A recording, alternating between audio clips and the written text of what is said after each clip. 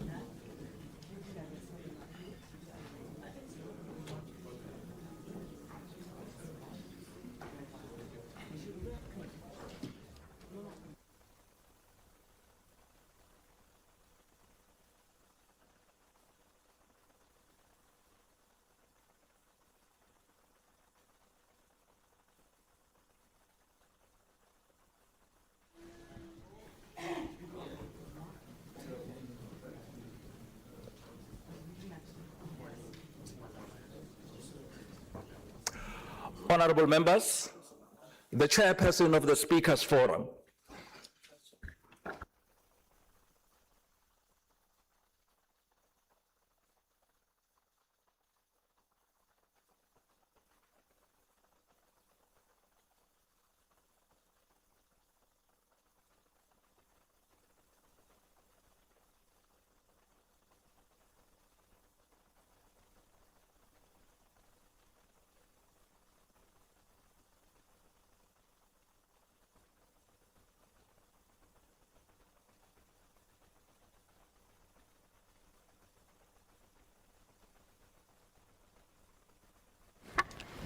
Please be seated.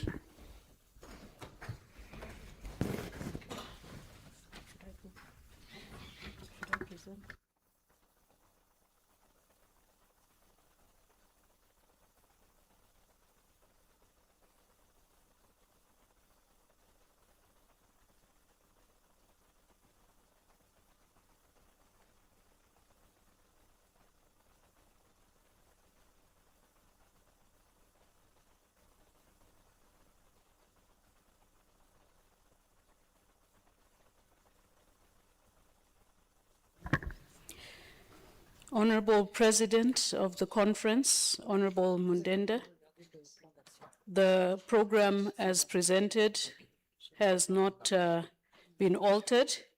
It will begin with a recap of day one, which will be read by the rapporteur in the bureau of the conference. This will be followed by session 3, on strategic partnerships to support the implementation of Pan-African Parliament's mandate. And this will lead us to the coffee break. After the coffee break, session 4 on the role of parliaments in the African economic integration, AFCFTA, and industrialization, which will lead us to the lunch break. After the lunch break, session 5 will showcase the history, functions, relevance, and achievements of the PAP in the continental governance framework, the launch of the PAP model laws, and presentations to follow, ending with an adoption of a final communique, a program of action, and a declaration. In the end, there will be a short closing ceremony which will bring these proceedings to an end. I submit. Excellency. Thank you very much, Clerk of Parliament. We'll proceed with a summary of the recap from our rapporteur. Your Excellency, yes, please proceed. Your Excellency, the President of the Conference, Right Honorable Speakers and Deputy Speakers, let me present the summary of the opening day of the 2026 Annual Speakers Conference that took place yesterday. The first day of the conference highlighted a shared view that parliaments have a central role in turning Africa's Agenda 2063 from policy commitments into practical results. The discussions focused on strengthening parliamentary diplomacy, legislative cooperation, governance, and accountability. Takeaways. Parliamentary diplomacy is a strategic tool for Agenda 2063. Speakers agree that parliamentary engagement should complement executive diplomacy by promoting peace, democratic governance, regional integration, and sustainable development across Africa. Implementations must take priority over declarations. A recurring message was that Africa has sufficient frameworks and commitments, but success depends on measurable implementation, effective oversight, and accountability, rather than adopting additional resolutions. Stronger cooperation among African parliaments is essential. There were repeated calls to institutionalize the Conference of Speakers, strengthen collaboration between the Pan-African Parliament, national parliaments, and regional parliamentary organizations, and harmonize legislation across countries. The Pan-African Parliament should play a stronger role. Several speakers advocated for enhancing the PAP's legislative authority, increasing its influence in continental governance, and positioning it as the lead institution for legislative harmonization and interparliamentary dialogue. Good governance remains fundamental to development. Speakers stress that strong institutions, transparent governance, and effective parliamentary oversight are critical to achieving Agenda 2063. Africa's development challenges require coordinated legislative responses. The key issues identified included: 1, conflict and insecurity; 2, youth unemployment; climate change; migration; public health; digital transformation and artificial intelligence; water security; rapid urbanization; governance of critical minerals. Economic resilience requires stronger financial governance. Discussions highlighted the importance of domestic resource mobilization, better public financial management, reducing illicit financial flows, sustainable financing for the African Union, responsible natural resource governance, stronger legislative oversight of public finances. Evidence-based policymaking should guide parliamentary work. The African peer review mechanism emphasized that parliaments should make greater use of governance assessments and systematically follow up on APRM recommendations. Women and youth must be more actively included. Speakers stressed expanding the participation of women and young people in governance and development, reinforced by the Pan-African Women's Day declaration presented during the conference. Strategic priorities emerging from the conference. The discussions point to several priorities for African parliaments. 1 is to harmonize national legislation with Agenda 2063. Number 2, to strengthen parliamentary oversight and accountability. Number 3, institutionalize collaboration among African speakers and legislatures. Number 4, develop legal frameworks for digital transformation and AI. Number 5, is to promote peace, security, and regional integration through parliamentary diplomacy. Number 6, to improve governance and management of public resources. Number 7, mobilize sustainable financing for Africa's development agenda. And number 8, ensure that commitments are translated into measurable outcomes for citizens. The overall message, Your Excellency, Mr. President, the dominant message from the first day was that Africa's development ambitions will not be achieved through political commitments alone. Strong, well-coordinated parliaments with effective legislative powers, robust oversight, harmonized laws, and sustained interparliamentary cooperation are viewed as essential to delivering the goals of Agenda 2063 and improving the lives of African citizens. Dear Mr. President, thank you for the opportunity, and hereby submit. Thank you so much. Thank you very much, Your Excellency, representing your co-rapporteur. And I'd like to thank also the Clerk of Parliament and staff for summarizing the issues under recap. May we now proceed to session 3, which is on strategic partnerships to support implementation of PAP's mandate. Now, this session will provide an opportunity to strengthen strategic partnership that support the effective implementation of Pan-African Parliament's mandate. It will focus on enhancing cooperation with African Union institutions and key parliamentary partners, including regional and international parliamentary organizations. The discussions will explore practical ways to promote coordination, share expertise, and mobilize collective support to advance Africa's governance, integration, and development priorities. Honorable speakers, deputy speakers, leaders of delegation, we have 3 presentations. After the presentation, there will be a plenary according to the list that will be submitted to the chair.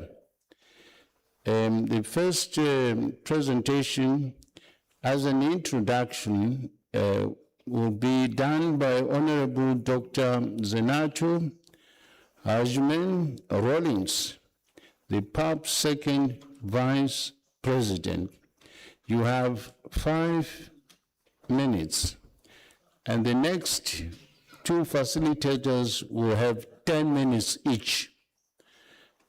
Please proceed. Second Vice President. Please, a round of applause.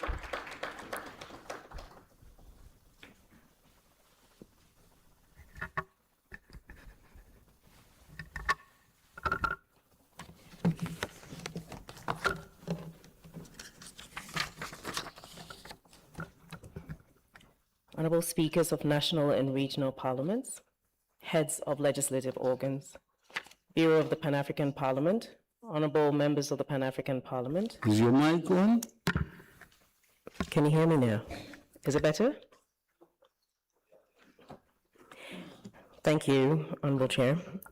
Honorable Speakers of National and Regional Parliaments, Heads of Legislative Organs, Bureau of the Pan-African Parliament, Honorable Members of the Pan-African Parliament, representatives of African Union organs and institutions, representatives of our development partners, distinguished experts, members of civil society organizations, esteemed invited guests, ladies and gentlemen, I wish you good morning, bonjour, bon dia, dumelang, selbona, and salam alaikum. I'd like to welcome as well to this gathering the Honorable Elizabeth Lucas Isaacs, the Vice President of the SADC Parliamentary Forum, and Honorable Belaid Tunkra, the 4th Deputy Speaker of ECOWAS Parliament, and His Excellency Eton, President of the Parliamentary Assembly of La Francophonie. Your presence here today is an affirmation of our shared commitment to strengthening parliamentary diplomacy and advancing Africa's agenda through cooperation, dialogue, and mutual respect. Our meeting comes at a pivotal time for the Pan-African Parliament. As a parliamentary organ of the AU, our mandate extends beyond debate.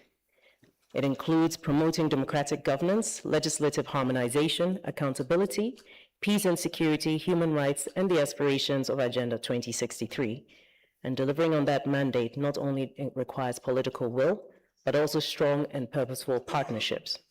If we are to realize the aspirations of 2063, our institutions and partners must move beyond working in silos and embrace instead coordinated, collaborative, and mutually reinforcing approaches. The theme of this conference, strategic partnerships to support the implementation of the Pan-African Mandate, could not be more timely. No institution can effectively address the complex and interconnected challenges facing our continent in isolation, whether we are strengthening democratic institutions, responding to insecurity, promoting economic integration, advancing gender equality, or accelerating climate resilience. Partnerships remain indispensable. The Pan-African Parliament has long recognized this reality.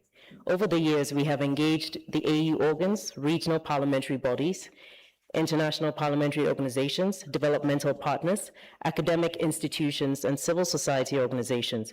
Many of these collaborations have resulted meaningfully to strengthening institutional capacity, facilitating knowledge exchange, and supporting our legislative oversight functions. Yesterday's interventions reinforce my confidence in the fact that our continent definitely has the human capital and the experience. We need the whole political will, and we need the synergy of actions to bring our aspirations as a continent to life. We, as the Pan-African Parliament, are the hub that connects all the moving parts.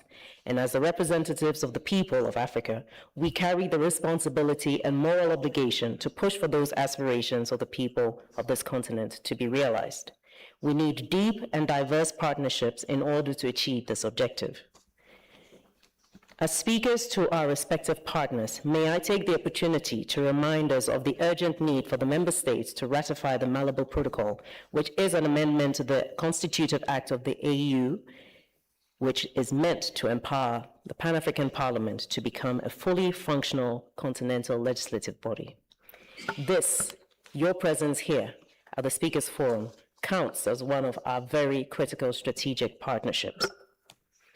However, as our institution continues to evolve, our approach to partnerships must evolve. Strategic partnerships must be driven by clear objectives, mutual accountability, and measurable outcomes. They must strengthen the institutional mandate of the Pan-African Parliament. They must be guided by our priorities as Africans and align with the vision of the AU, rather than being shaped solely by external or available funding opportunities. Equally important is the need to ensure that every partnership ensures and enhances the credibility and institutional integrity. As we expand our network, our collaborators must exercise rigorous institutional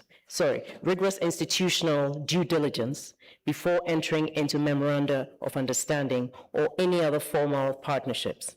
Every prospective partner should be carefully assessed to ensure that their governance structures, values, legal standing, financial integrity, and strategic objectives are consistent with those of the Pan-African Parliament, the African Union, and the African peoples.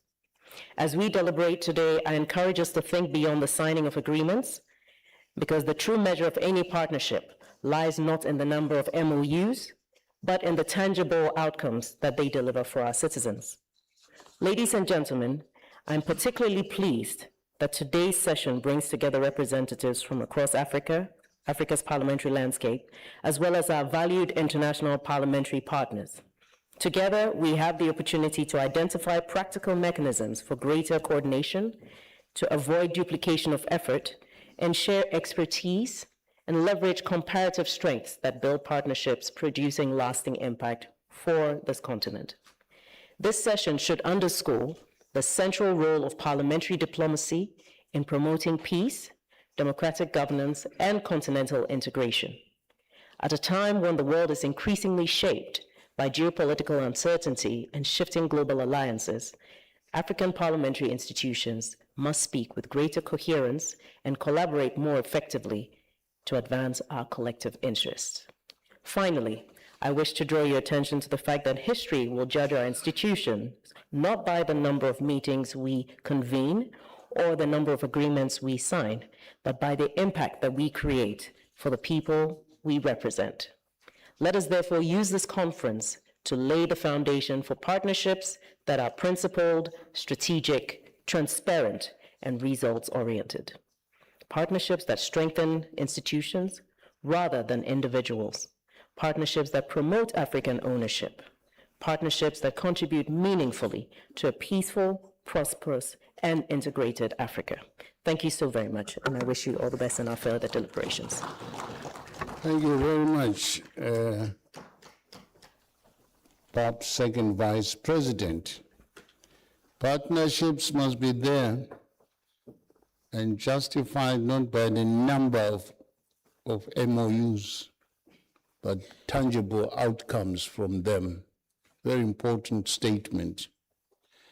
May I now call upon Honorable Bile Tunkura, Fourth Deputy Speaker of ECOWAS Parliament.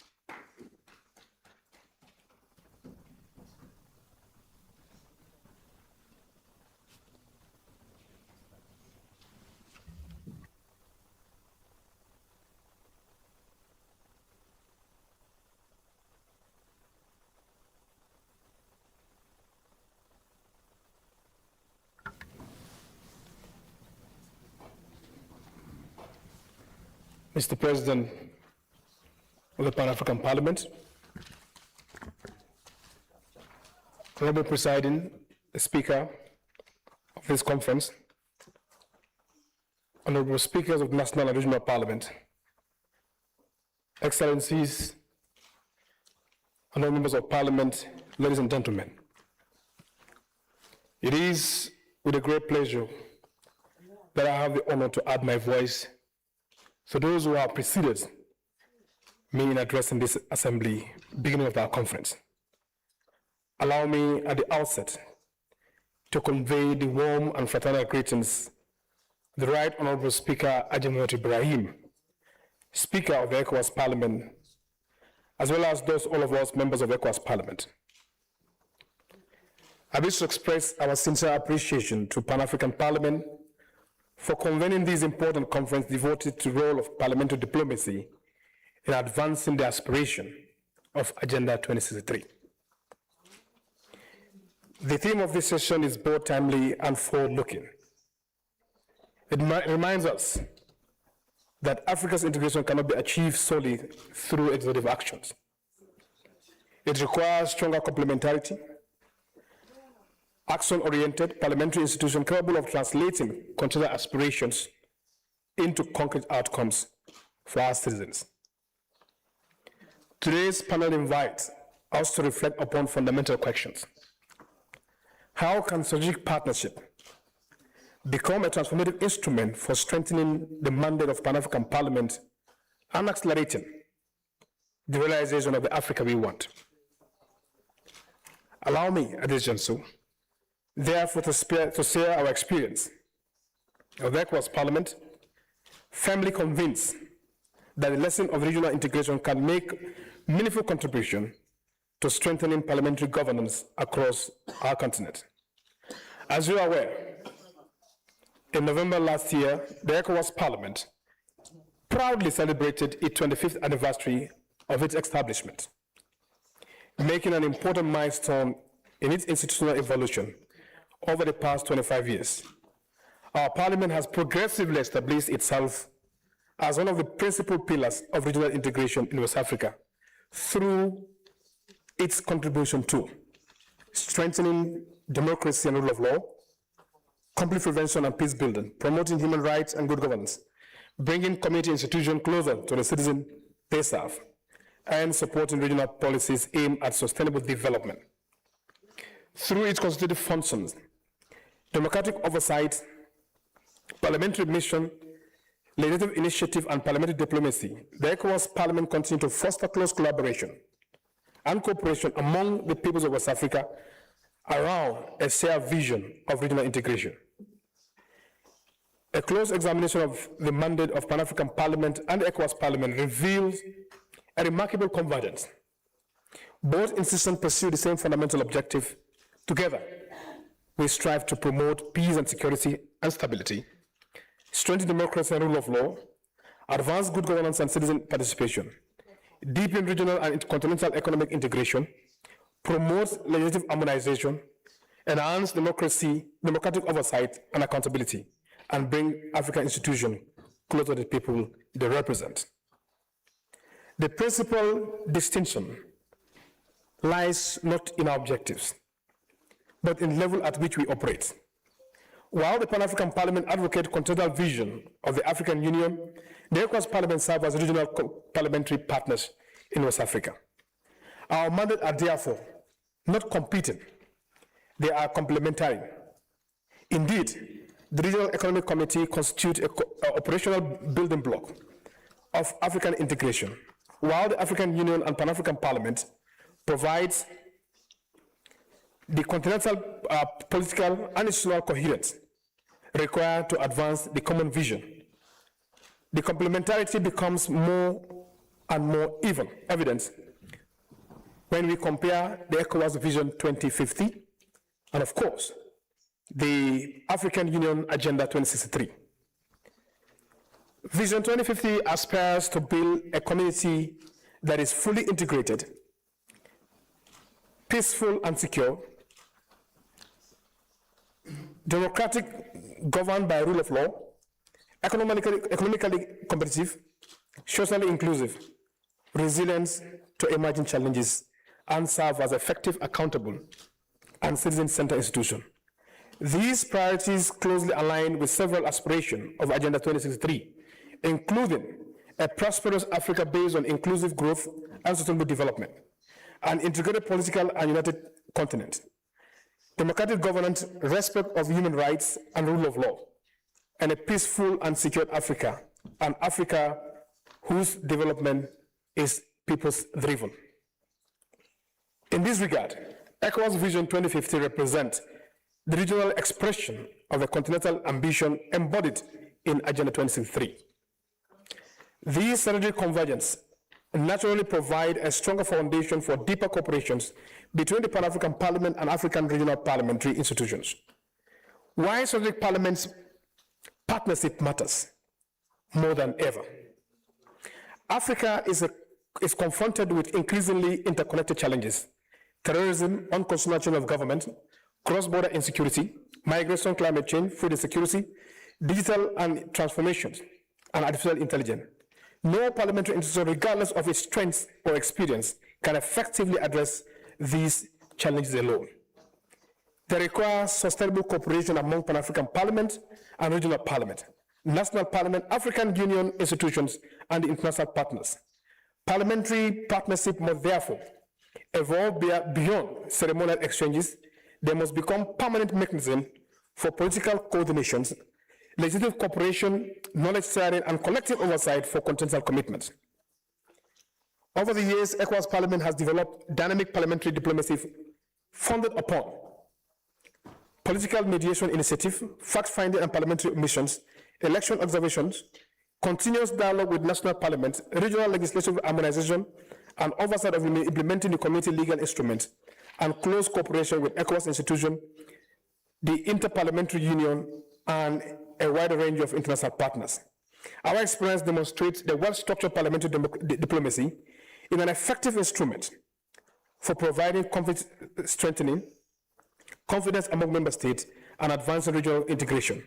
These experiences constitute valuable assets that can further enrich the strategic partnership between the ECOWAS Parliament and the Pan-African Parliament. Allow me to conclude with 3 practical proposals. First, establish a permanent cooperation framework between the Pan-African Parliament and African regional parliamentary institutions to coordinate legislative priorities and joint parliamentary initiatives. Second, develop an African legislative harmonization program focusing on implementation of Agenda 2063 with regional parliaments actively involved from the earliest stage of the policy formulation. And third, finally, institutionalize an annual Africa Regional Economic Committee parliamentary dialogue to review the progress, exchange best practices, and strengthen coherence between continental and regional integration strategies. Excellencies, Honorable Speaker, ladies and gentlemen, the history of Africa integration teaches us one enduring lesson. Our greater achievements have always been in the result of collective action. The Pan-African Parliament and regional parliaments are united by a common purpose: to bring African peoples closer together, strengthen democracy, promote peace, and advance sustainable development across the continent. Our shared responsibility is now to transform this convergence of mandates into a more ambitious, better coordinated, and result-oriented institutional partnership. The ECOWAS Parliament reaffirms its unwavering commitment to contributing to the common endeavor by strengthening our partnership harmonization, our action, and speaking with a stronger collective voice. We will give a practical expression and aspiration of Agenda 2063 and the ECOWAS Vision 2050. Together we can build an Africa that is more integrated, more resilient, more prosperous, and more responsive to the aspirations of our people. I thank you so much. Zéro merci. Obrigado. Thank you very much. Thank you very much, Honorable Tunkara. Indeed, complementarity of regional integration based on sound partnerships should be driven by shared vision. The third presenter, unfortunately, is not around, but we will proceed accordingly. So far, I have only one request for intervention. It is from Honorable AU for African Union.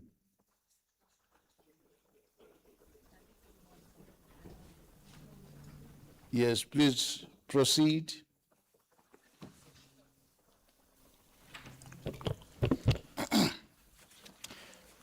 Thank you very much, Honorable Chair. I suppose, I think people are a little bit surprised. Is your mic on? Is your mic on? Let me just tell them. Yeah. Hello? Oh,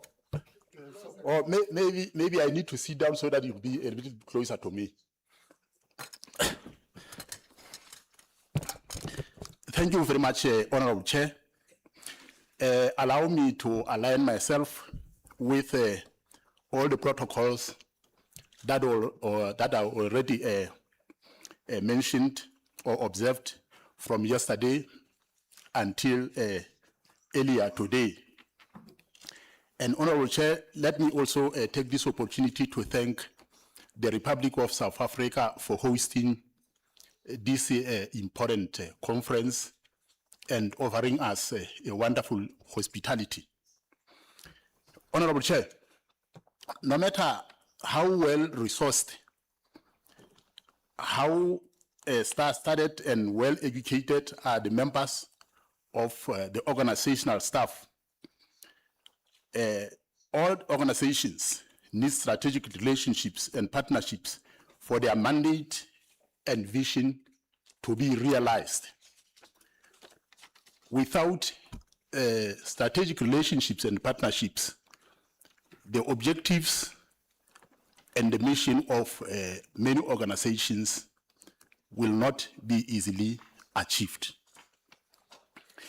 In a similar manner, Pan-African Parliament needs to build, strengthen its working relationships with strategic partners globally, within the continent of Africa, regionally with regional economic communities, nationally with national parliaments of the member states, with the private sector, the media and digital platforms, civil societies, and academic and research institutions. These partnerships will support its objectives of promoting democracy, good governance, regional integration, peace, human rights, and sustainable development. Internationally, Pan-African Parliament can partner with IPU, European Parliament, and many others to improve parliamentary democracy, legislative best practices, and institutional strengthening. It can also partner with UN agencies to improve on governance, sustainable development goals, gender equality, youth empowerment, and technical assistance.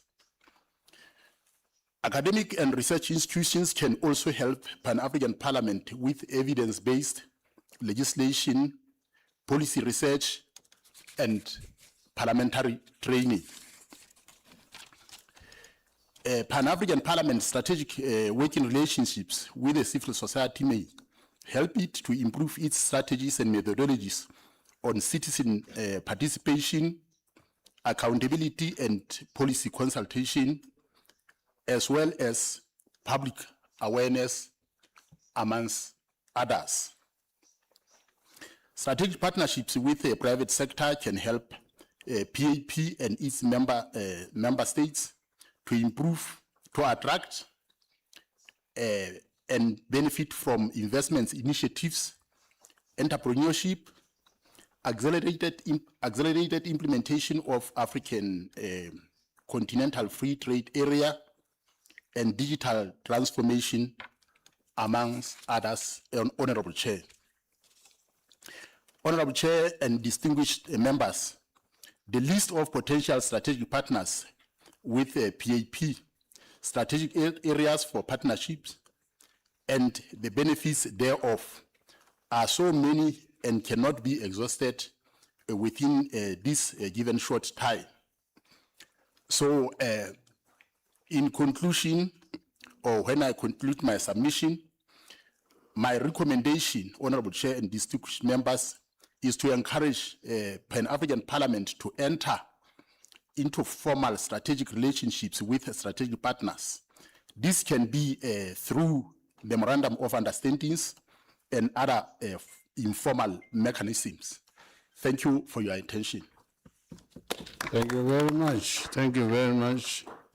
I've received a request also for some intervention from the Honorable, I think, Boji from the Gambia. From the Gambia. Thank you, Mr. President. Presidents of various parliaments here present. I am to deliberate on strategic partnership to support implementation of PAP mandates. Pan-African Parliament is essential, and it is where we all belong as a continent of Africa. The implementation of PAP mandate cannot be successful unless all other African countries collaborate and see themselves as partners and contribute towards the development of PAPs and its progress. The progress of PAP is the progress of the African continent. And it's not just merely words, but then every country should see themselves as the whole, as if Africa achieves, all of us achieve. If Africa succeeds, all of us succeed. And in so doing, we cannot do it through conflict. We can only do it through dialogue. And African countries that are here, once we are fighting one another, then we can't achieve anything. We can only achieve when we sit on the round table and discuss our way forward. When we are in conflict, we can never contribute towards the success of Africa. And the rise of Africa is the rise of all of us here. We are looking forward to the day that PAP is fully funded and all countries are committed towards the success of PAP. This is what we are looking forward. And partnership is essential for the growth of all of us. We cannot be in isolation, and we can never develop in isolation. This is what PAP have been calling for. For far too long, we have been working in isolation. For far too long, PAP has been passing resolutions. But those resolutions, are they binding? And if they are not binding, how can we put them together and bind them so that all of us will contribute towards the success of Africa? And this is what we are calling for. And we look forward to the day that Africans will be looking at each other as brothers and sisters and each other's keepers. We are the continent that have been crying for far too long.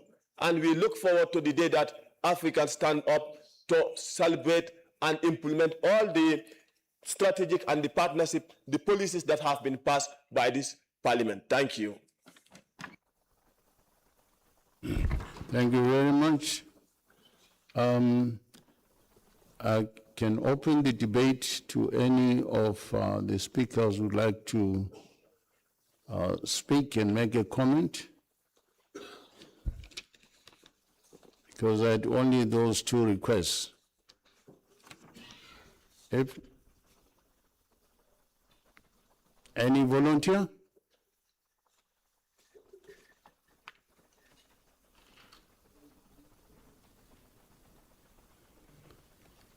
Perhaps the papers didn't move very fast. Yes, Algeria.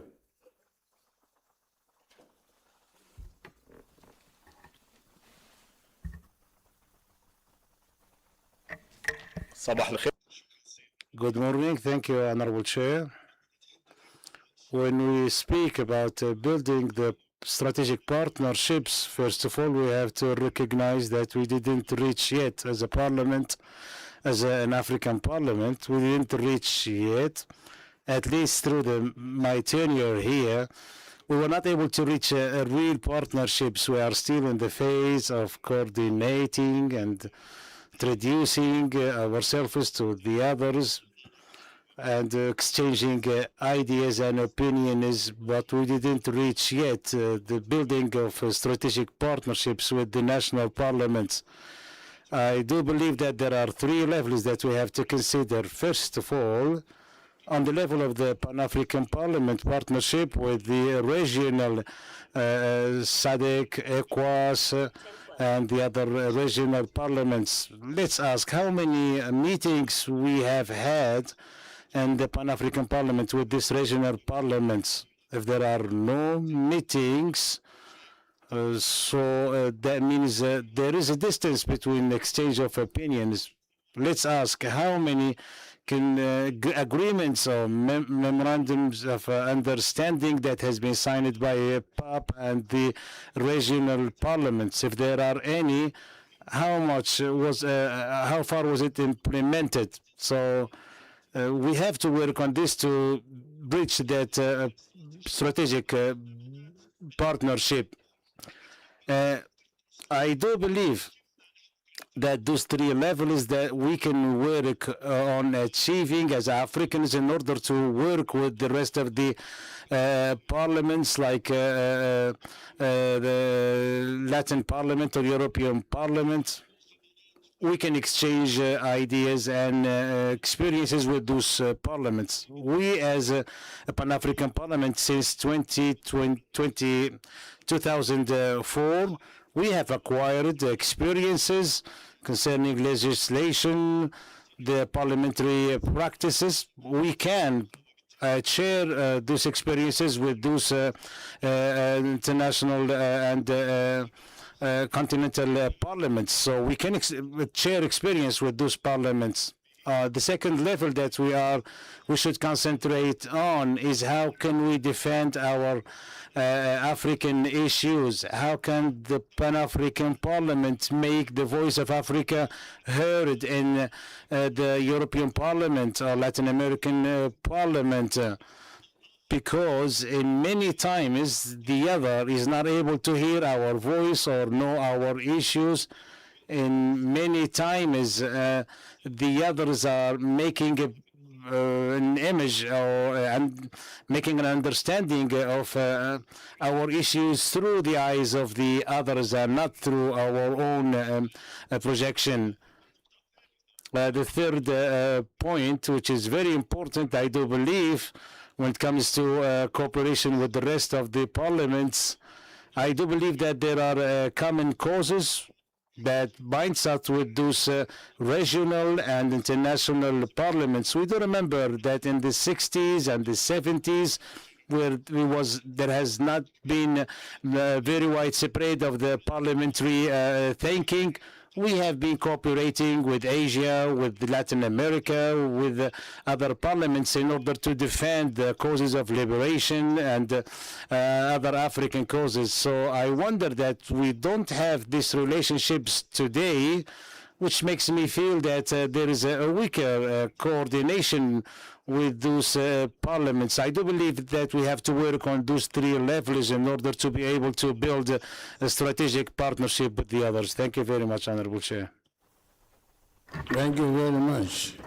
Well spoken. Any other volunteer? Any other volunteer?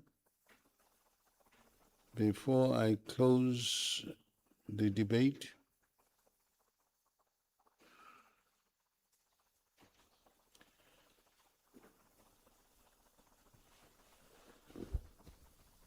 Honorable speakers, I think you are satisfied. I now proceed with session 4. The role of parliaments in African economic integration, AFCTA, and industrialization. Now, this session's objectives are to assess existing parliamentary tools and their identity, which have been most effective in advancing Agenda 2063. Participants will share best practices and explore how tools can be adapted to the continent's evolving priorities, especially on regional integration, economic transformation, economic integration, and AFCFTA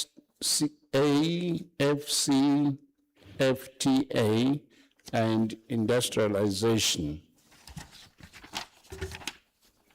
The introductory remarks will be given by the Honorable Veronica Robert Landau as rapporteur.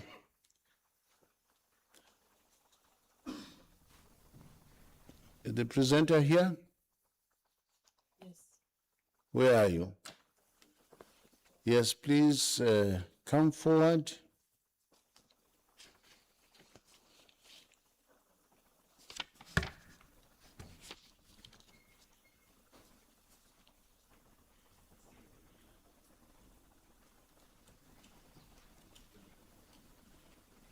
Thank you. Please proceed.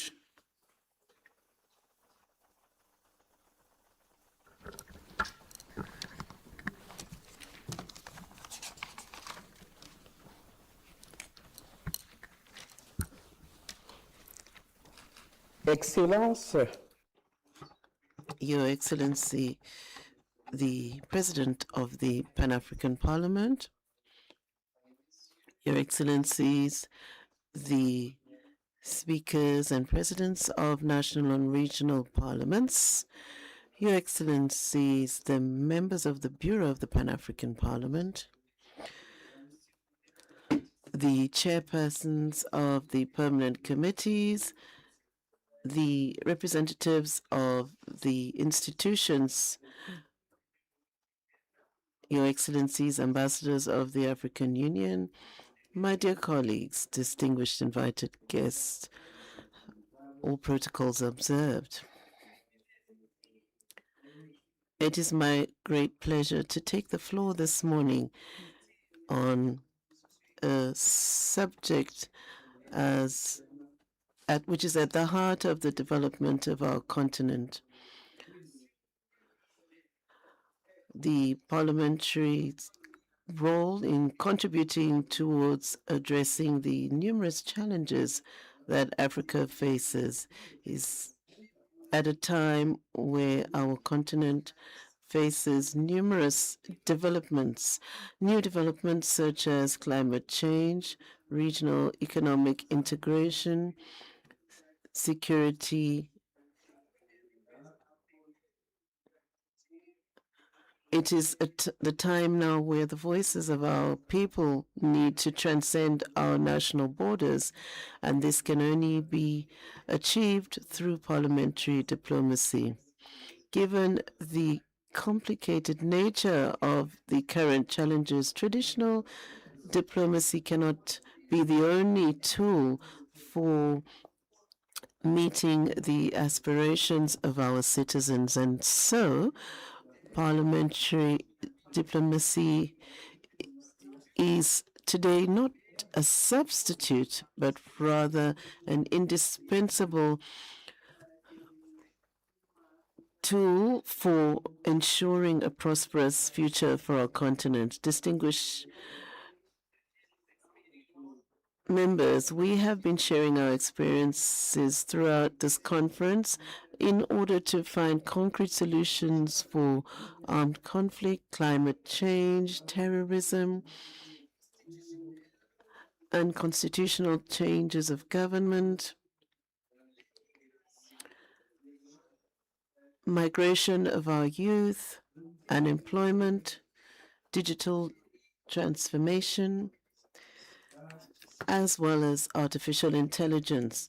There is also the challenge of public health, food security, and development challenges, or rather funding of our development. Now, in order for our voices to bear fruit, by the end of this conference, we need to have concrete approaches to address these fundamental issues for our continent's development. And the most important is peace and security, food security, and advocacy for climate justice. So the laws that we pass, the partnerships that we are creating, need to be tools through which Africa affirms its interest and influence. My dear colleagues, growth can only be sustainable if it benefits all of us. So the challenges today can only be addressed if we take them on using the appropriate tools. Our children await our decisions to address their challenges. They expect concrete action from us so that we can build a new road for the success of our African continent. Our success will ensure that our countries arrive at success, but this can only be done if we give the best of ourselves. But we can only guarantee success if we focus on Africa's future, and an Africa that speaks with one voice. We need to set aside our divisions and focus on our strengths so that we can be united.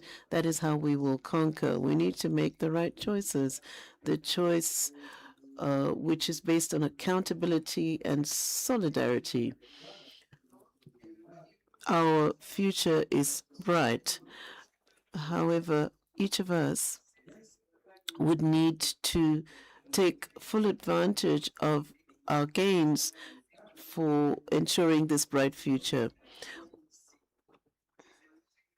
It's not just to make speeches, but to ensure concrete results for the benefit of our citizens, tangible results, so that our interactions produce concrete results. And we need to move from here with greater interparliamentary cooperation. We need to leave here stronger, and we need to leave here with a plan for concrete action, because everything we say here should not just be falling on soil that is not fertile. We need to ensure that it falls rather on fertile soil that would grow and produce fruit, the fruit that we all anticipate or need for our continent. Honorable Chair, I commend you all for the unity that is here, and let us work harder to remove the divisions between us. Let us be more united than in the past. Let us cultivate love and not hate. Let us forgive one another and rather walk hand in hand. I believe that this is how we will be able to build the Africa of the future, Africa that speaks with one voice. So with that, let me encourage you to implement the resolutions of our meeting as we leave here. Thank you very much for your attention. Much. Thank you. Indeed, she has stressed that parliamentary diplomacy is indispensable in executing the role of parliaments in African economic integration, AfCFTA, and industrialization. One refreshing statement is that less speeches, less talking, but more concrete results. And of course, we have to be united to achieve the Africa we want. The next presenter is His Excellency Honorable Safia Almi Shibrili. If I don't pronounce your name correctly, please forgive me in advance.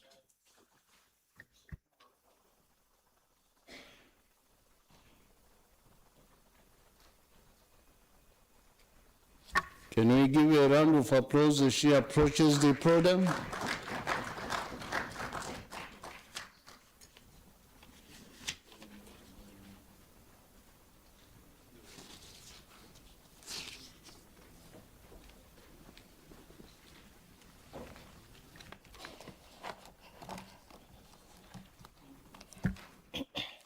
Honorable President, Honorable President, Chairperson of the conference, honorable speakers of national parliaments, dear colleagues, peace be upon you. Mr. President of the conference, I thank you for giving me the floor this morning on an important topic, that is the role of parliament in the economic integration of Africa, the AfCFTA, and industrialization. The AfCFTA is a project of the African Union which aims at creating a big common market for our continent. Its objective is to facilitate intra-African trade by reducing custom barriers and other obstacles to our trade. Thanks to the AfCFTA, African companies can easily sell their products in other African countries. This encourages the development of local companies, attracts investments, and creates new jobs. The AfCFTA equally encourages African countries to transform or process their raw material in Africa rather than exporting them. This approach contributes to the industrialization of the continent and strengthening national economies. Processing raw material in our continent enables us to create more job opportunities, strengthen local commerce, and give more added value to African resources. The success of the AfCFTA equally goes via the free movement of people by facilitating a movement of Africans and by progressively removing visas amongst our countries. This is going to enable traders and investors to develop their activities and to strengthen trade between African countries. The free movement of people is equally important as that of goods and services. Together, they are going to strengthen the integration of our continent. Distinguished gentlemen, distinguished MPs, for Djibouti, AFCFTA represents more than a trade agreement. Found at the entrance of the Red Sea, at the entrance of Bab el-Mandeb, the Republic of Djibouti, despite the fact that it's small in size, has a single geostrategic position. It has a modern port and free trade zones, and has a corridor between Djibouti and Ethiopia. Our country is a natural harbor for special economic zones. Nonetheless, this external prestige should not make us to forget our real economy, which takes care of our family on a daily basis. As you all know, on our continent, over 70% of informal sector workers are women. In Djibouti, they are the ones who manage small businesses, which is called in local languages chercheurs. The restoration of ruins called gargotes, handicraft, and small business along road networks, and this is at the center of the power of families and economy. But despite that, they are always sidelined by public policies without any social protection and with limited access to credit and training. The AFCFTA can change things. First of all, by opening new African markets, thanks to the reduction of custom duties and facilitation of intercontinental trade. Small Djiboutian traders can target further than their local market. With barely 1 million inhabitants, our internal market is limited. The integration to the African market offers the possibility to sell their products not only to our neighbors, but to the entire continent. On the other hand, in other words, we support the economic empowerment of Djibouti women by basic education and microcredit. The work carried out by the bank of our NGO, the National Union of Djibouti Women, an NGO presided over by the First Lady of our country, which assists women through microcredits for over 15 years now. Professional training and alphabetization is an example which works in our country. The alphabetization is a condition for success in their trade. An educated woman is a woman who understands procedure, rules of trade, and requirements of extended markets. Without this basis, the regional integration remains a far-fetched concept. With it, the AFCFTA becomes a real opportunity for emancipation. Djibouti has had modern tools to facilitate trade, like one-stop shops inaugurated in 2018. It enables to simplify many measures or many procedures related to export. If the women of the informal sector are trained, the use of this tool is going to enable them to make their trade easier and have access to opportunities offered by us, the AFCFTA. As an MP, our responsibility is to adopt laws necessary for the implementation of the AFCFTA, oversee government action, and to ensure a good governance, and ensure that public policies should encourage an ideal environment for investment, entrepreneurship, and industrialization. We should equally work hard so that the results of this integration should benefit everyone, especially women and youth. To conclude my statement, I'll say that the AFCFTA is going to be a success only if it improves the living conditions of our population. Parliamentarians have the responsibility to make it possible that this economic integration should be inclusive, sustainable, and profitable for all Africans. I thank you for your kind attention and wish you a fruitful session. Thank you very much for your kind attention. Honorable Nitro, Honorable Jebrit, first Vice President of the National Assembly of Djibouti. She is appealing to us that the AFCFTA must be Africa's engine of intra-trade in the continent, and that we have to think about visa elimination that should enhance free movement of goods and services among African countries. And this should be supported by harmonized customs regime. And of course, inclusivity is critical in ensuring that the AFCFTA does succeed. I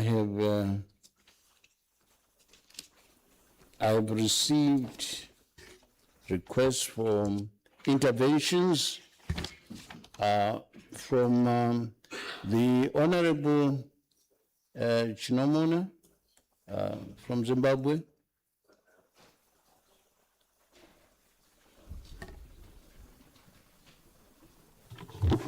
Thank you, Your Excellency.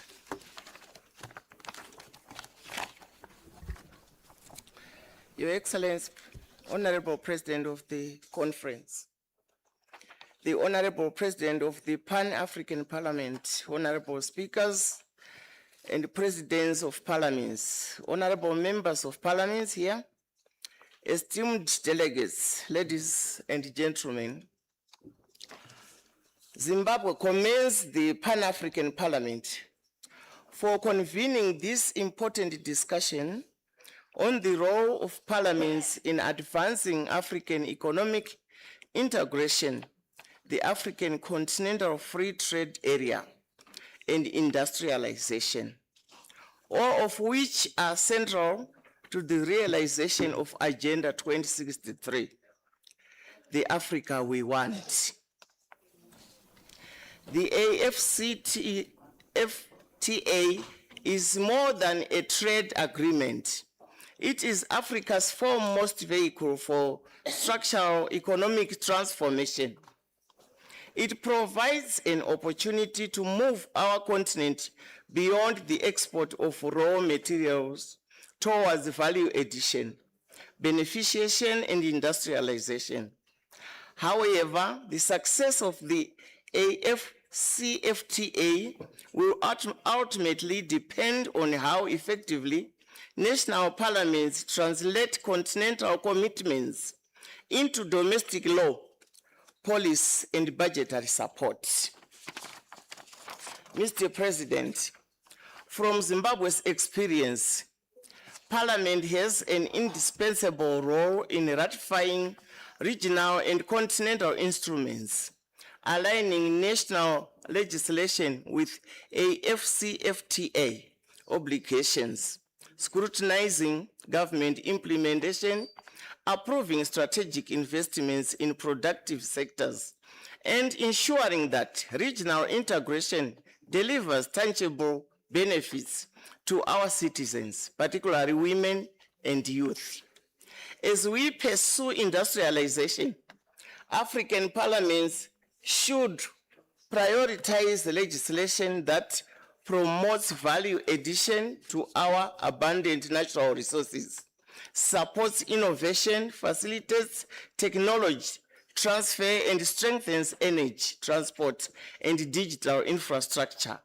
Zimbabwe's lithium policy aligns well with the African Continental Free Trade Area, AFCFTA, objectives by promoting regional value chains, accelerating continental industrialization, and ending raw material dependence. Key pillars include value addition, industrialization, and marketing integration. Banning raw exports forces local processing into battery-grade products, echoing AFCFTA goals to move away from primary commodity export models. Zimbabwe's National Development Strategy 1 and now the implementation of National Development Strategy 2 place industrialization, beneficiation, and private sector-led growth at the center of economic transformation.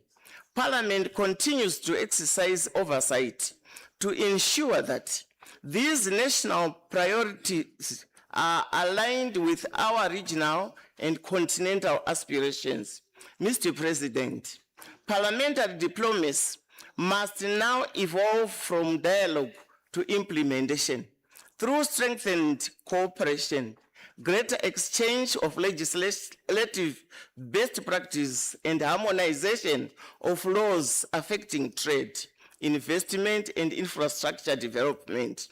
We can remove barriers that continue to fragment African markets. The time has come for Africa not merely to trade more, but to produce more, process more, and trade more with itself.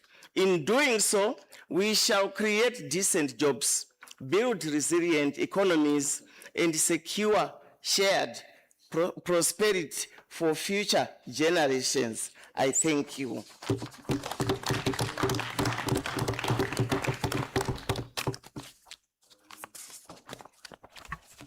The next intervention is coming from Honorable Silo. Is it Silo or Gilo? Silo, yes, from Tanzania. Thank you so much, Your Excellency, our President. It is indeed a great honor and a privilege for me given an opportunity to speak on this important topic. The African Continental Free Trade Area and industrialization are the central pillars to the realization of the African Union's Agenda 2063 and represent Africa's collective vision for inclusive growth, prosperity, and sustainable development. As we speak, Mr. President, the Parliament remains central in transforming these aspirations into practical national action through legislation, oversight, budget approval, and representation. Parliaments are uniquely positioned to transform continental aspirations into national realities through their constitutional mandate of legislation, oversight, representation, and budget scrutiny. In Tanzania view, Parliament are the key driver of Agenda 2063 and should undertake the following actions. 1, enact and harmonize legislation supporting regional integration and the African Continent Free Trade Area implementation. Number 2, ratify continental and regional legal instruments as matter of urgency. Number 3, allocate adequate financial resources for implementation of integration commitments. Number 4, exercise effective oversight over government's implementation of African Union and regional economic community decisions. And number 6, promote citizen participation and ownership of continental integration initiatives. Without parliamentary ownership, many continental commitments remain policy aspirations rather than enforceable national obligations. Dear Mr. President, we all understand that the role of Parliament in economic integration, African Continental Free Trade Area, and industrialization faces some challenges that vary from one state to another. And some of them includes a lack of high-level political will. We know some of the countries prioritize other issues over regional integrations. Without high-level political will within the African Union states members, many AU protocols will remain political declarations. And 2, legislative and ratification delays. As we may all know that many African Union protocols and the African Continental Free Trade Area are not domesticated. Without domestic laws on customs, standards, rules of origin, African Continental Free Trade Area cannot function. Number 3, low level of citizen and private engagement. Most citizens are not aware on African continent free trade area and its benefits. Number 4, absence of infrastructure that support economic integration and industrialization. As we may all know that some of African countries are not well connected by roads, and that makes it difficult to implement integration. There are no stop border posts to facilitate trade and movement of people. With those few remarks, may I present my few recommendations on strengthening the role of Parliament in fostering economic integration, African continent free trade area, and industrialization. 1, we need to accelerate the domestication and harmonization of African continent free trade area protocols, African Union legal instruments, and regional economic communities frameworks to strengthen regional integration and industrialization. Number 2, to strengthen parliamentary oversight of Agenda 2063 and African continent free trade area implementation through institutionalized monitoring, evaluation, and measurable performance indicators. Number 3 is to increase investment in regional infrastructure, industrialization, and digital transformation by prioritizing adequate budget allocations and innovative-driven development. Number 4, to enhance parliamentary capacity and collaboration by strengthening cooperation between the Pan-African Parliament, regional parliamentary bodies, and the national legislatures, while investing in research and technical expertise. Number 5, to promote inclusive economic transformation through stronger engagement with the private sector, youth, women entrepreneurs, and other key stakeholders. Dear Mr. President, as I conclude, Africa has a vision. Africa has resources and institutions to achieve the aspirations of Agenda 2063 and the African continent free trade area. But success depends on strong and proactive parliaments. As demonstrated by Tanzania's commitment to regional integration through the East African Community and the African Continent Free Trade Area, parliaments must translate continental commitments into effective laws, robust oversight, and adequate financing. By harmonizing legislation, promoting accountability, and strengthening parliamentary cooperation, we can accelerate industrialization, expand inter-African trade, and create decent jobs.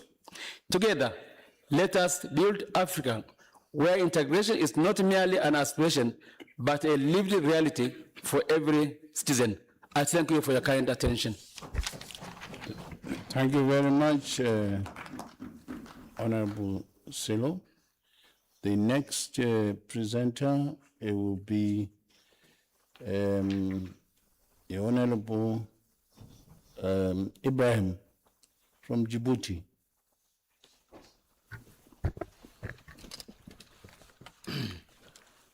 Merci, Monsieur. Thank you, Honorable President.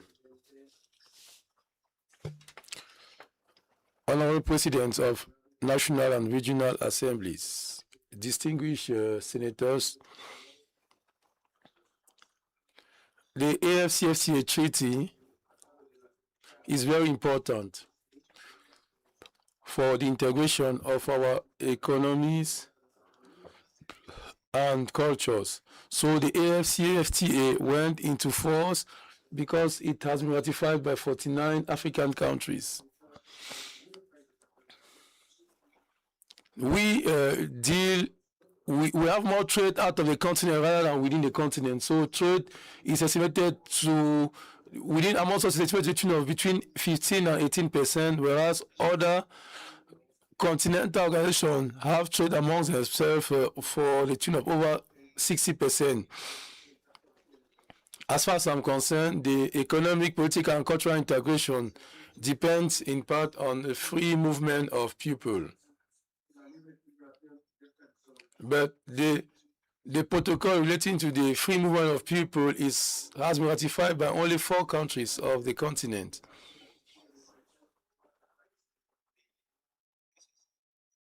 And this because it requires 15 countries to ratify for it to get into force. So let's make it possible that at least 15 countries of the AU should ratify the protocol on the free movement of persons this is going to contribute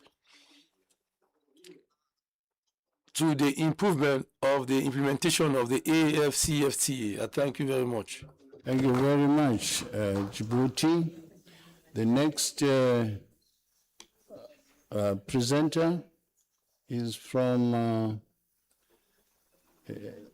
His Excellency Sekamane from Lesotho. The President of the Bureau, honorable speakers and deputy speakers, distinguished delegates, ladies and gentlemen, please allow me to stand on the established protocols. It is truly an honor for me to address this august gathering on the role of parliaments in advancing Africa's economic integration, the African Continental Free Trade Area, as well as the continent's industrialization agenda. To start with, Africa's pursuit of economic integration has gained significant momentum through the establishment of the African Continental Free Trade Area, which aims to create a single African market for goods and services, promote intra-Africa trade, stimulate industrial development, and enhance the continent's competitiveness in the global economy. While governments negotiate and implement regional agreements, parliaments in turn play a critical role in ensuring that integration objectives are translated into effective domestic policies and legislation. Parliaments are central to the success of regional integration because they provide the legal and institutional framework that is necessary for implementing international agreements. Their first responsibility in this regard is to ratify treaties, such as the African Continental Free Trade Area, and enact legislation that aligns national laws with continental commitments. In addition to lawmaking, parliaments perform their oversight function, in which they monitor the executive in the implementation of integration policies, scrutinizing public expenditure, and ensuring accountability. Through the committees of parliament, legislators assess and evaluate whether or not governments are meeting their obligations under regional agreements, and whether public resources are being used effectively to support economic integration. Parliaments also represent citizens by providing a platform through which businesses, workers, and civil society can express their concerns regarding regional trade policies. This helps ensure that economic integration promotes inclusive growth rather than benefiting only a limited segment of society. The African Continental Free Trade Area represents an opportunity for Africa to shift from exporting mainly raw materials to producing higher value manufactured and finished goods. By creating a larger integrated market, the agreement allows African firms to achieve economies of scale, attract investment, and strengthen regional value chains, thereby tackling the problem of fragmentation so eloquently articulated yesterday by Dr. Kaberuga. Industrialization requires supportive policies, such as investment in infrastructure, skills development, innovation, and access to finance. Parliaments contribute by approving budgets that prioritize industrial development, passing legislation that encourages manufacturing and investment, and ensuring that trade policies complement national industrial strategies. Furthermore, harmonized regulations across the continent can reduce barriers to trade, making it easier for businesses to operate across borders and participate in continental supply chains. And at this juncture, Honorable Chairperson, please allow me to provide a practical example of the Kingdom of Lesotho on the one hand and the Republic of South Africa on the other. Lesotho's Highlands Water Project is a sine qua non for Gauteng's industrialization. It is a classical and most suitable example of the African Free Trade Area in action, reconfigured in line with the thinking of the current parliament, where this project is to be expanded to also include Botswana, where clean water will be tunneled through South Africa into Botswana. This would represent one of the best examples of the role that parliaments can play in economic integration, the African Free Trade Area, and indeed industrialization. In conclusion, Mr. Chairman, parliaments are indispensable to Africa's economic integration agenda. Through their basic functions of representation, legislation, appropriation, and oversight, they help transform the objectives of the African Continental Free Trade Area into practical national policies that promote industrialization and sustainable economic growth. As Africa continues to deepen regional integration, stronger and more effective parliament institutions will be essential for ensuring that the benefits of the African Continental Free Trade Area are widely shared and that they do contribute to a long-term economic transformation across the continent. I thank you for your kind attention. Thank you very much, Your Excellency, the Kingdom of Lesotho. May I now call upon the Honorable, the handwriting here,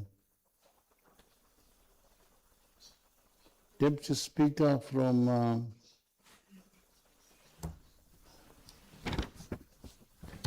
can you assist me with the handwriting here? It's very much hieroglyphic. Mauritius. Mauritius, Deputy Speaker. The Honorable Deputy Speaker from Mauritius, Honorable Balamodi. Thank you. Thank you, Your Excellency, Chairperson of the Assembly, Honorable Speakers and Deputy Speakers of National and Regional Parliament, all protocol observed, good morning. I bring along the greeting of the Speaker of the Mauritian Parliament and the Mauritian citizen. Mauritius, as you know, is a small island developing state located in the Indian Ocean off the southeast coast of Africa. Since independence in 1968, Mauritius has transformed from a monocrop sugar economy to a diversified upper middle income economy. Key sectors include financial services, tourism, information and communication technology, manufacturing, and the ocean economy. The government is committed to restoring democracy, rebuilding public trust, reclaiming institutional integrity, and aligning Mauritius with international standards through comprehensive legal and institutional reforms. And the Parliament of Mauritius is here to collaborate with any regional and international parliament. At this aim, the Financial Crime Commission Act was passed in 2023 and proclaimed in 2024. The FCC prosecutes financial crimes, including corruption offenses, money laundering offenses, fraud offenses, and other offenses related to financing and drug dealing. With regard to regional and international engagement, Mauritius is determined to strengthen its relationship with regional and international by cooperating with key parliamentary institutions and regional forums. In this context, the FCC has strengthened cooperation through memorandum of understanding with numerous sister agencies, namely the Central Bureau of Investigation and Enforcement Directorate of the Republic of India, the Special Investigation Unit of the South Africa, the Independent Commission Against Corruption, the International Anti-Corruption Cooperation Center.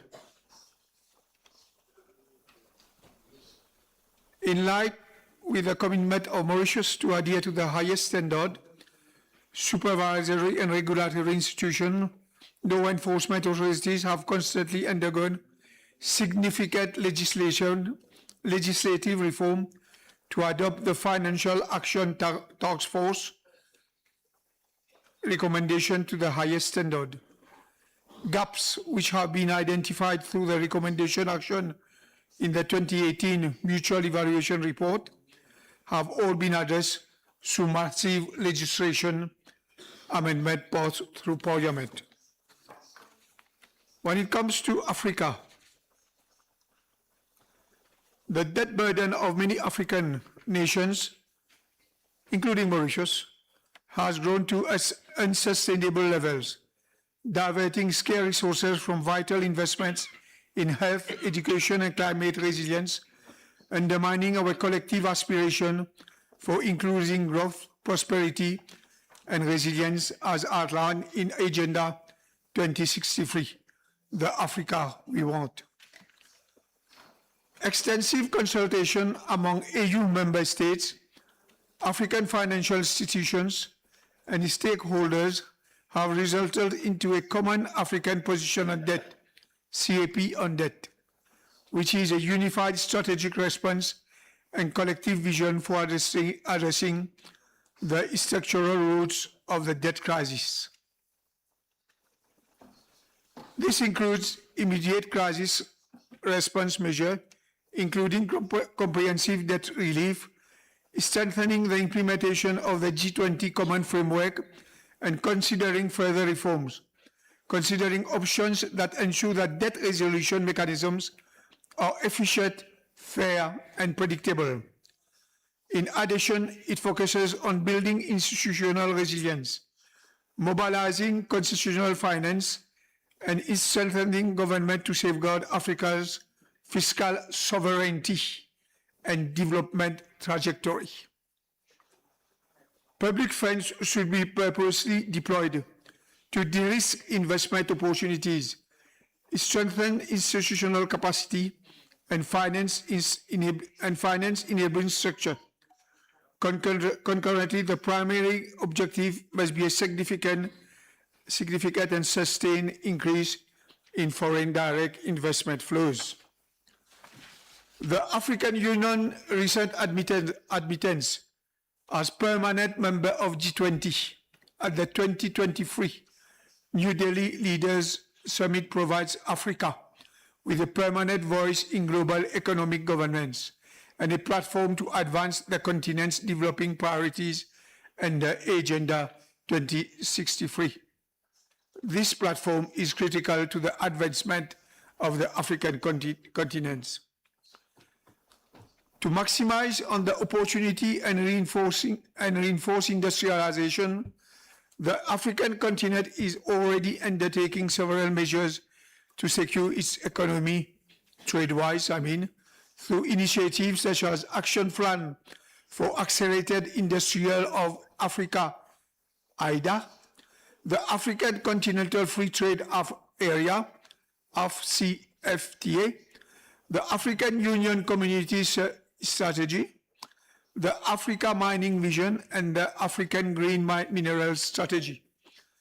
The recently adopted Fourth Industrial Development Decade for Africa, IDDA 4, for the period 2026 to 2035, marks a major global and continental commitment to accelerate Africa's industrial transformation through strengthened partnerships, industrial development, regional integration, technological innovation, and sustainable industrial development. The African continent has made progress in carrying extensive consultation, partner engagement, and identifying practical solutions to address its needs.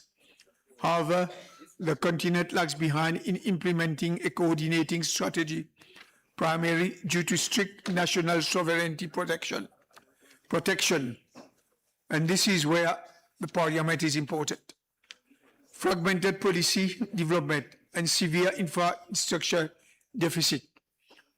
The issue of sovereignty is a major issue, and each and every Parliament, there should be more meeting within the Parliament institution and regional forum, so as once and for all, we address that issue of sovereignty. To conclude, parliamentary diplomacy can be leveraged to reinforce international engagement, bilateral networks, multilateral assemblies, and interparliamentary dialogue to build relationships, address global challenges, and direct policy decision. Mauritius has been one of EU member states that carried the flag on the first decade of the Agenda 2063 reporting and remains committed to this leadership role. Through collaborative partnership at national, regional, and continental level, and guided by the Government Program 2025-2029, Mauritius will continue working towards the Africa we want and will collaborate, like I said, as the Mauritian Parliament with each and every regional and international institutions in order to ensure the implementation of the 2063 plan. Thank you. Thank you very much. A round of applause, please. Yes. I have found the interventions starting with Zimbabwe, Tanzania, Djibouti,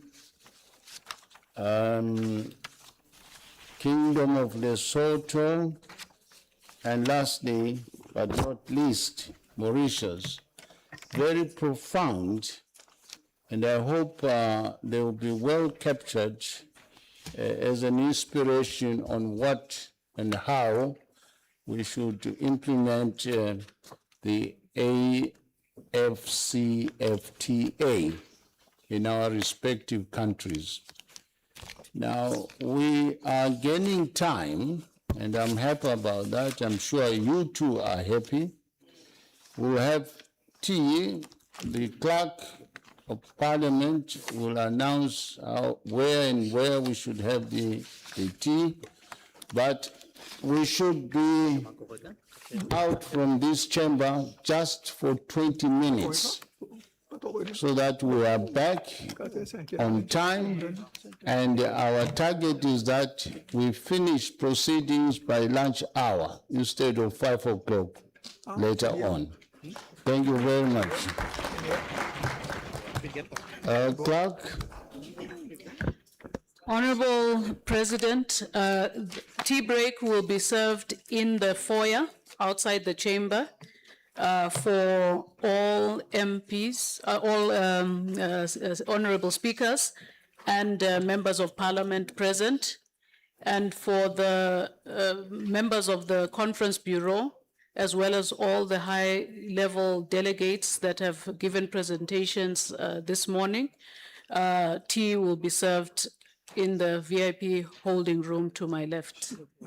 Thank you. We will return to the chamber at 11:45 to resume with session 5 being led by the President of the Pan-African Parliament. Thank you. Thank you very much, Clerk of Parliament. Session is adjourned just for 20 minutes. Thank you.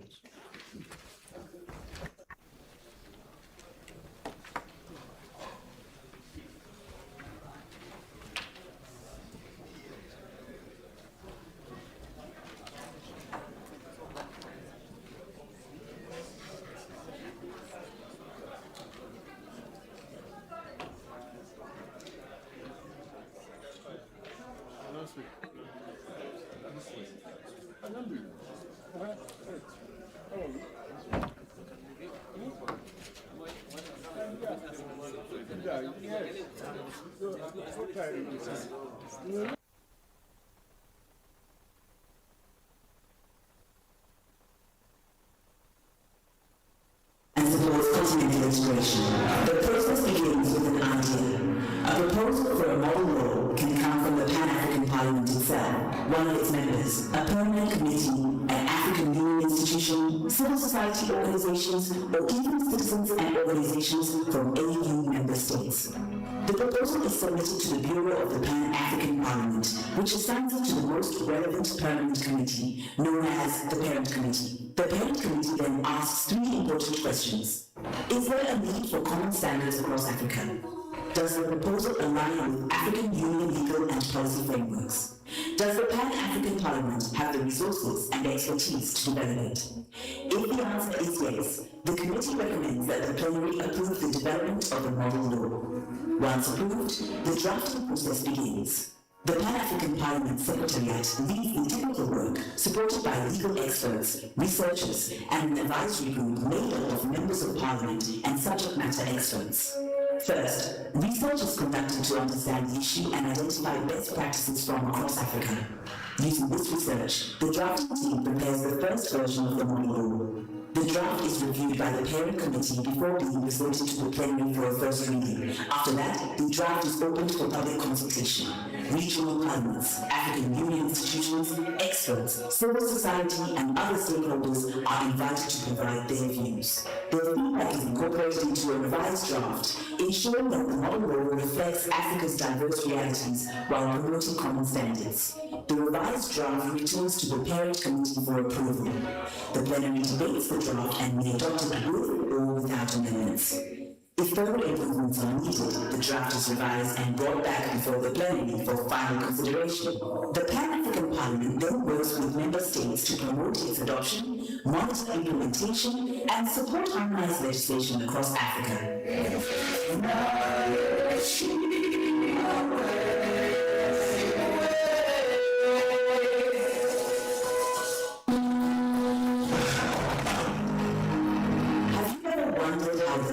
African Parliament develops a model law.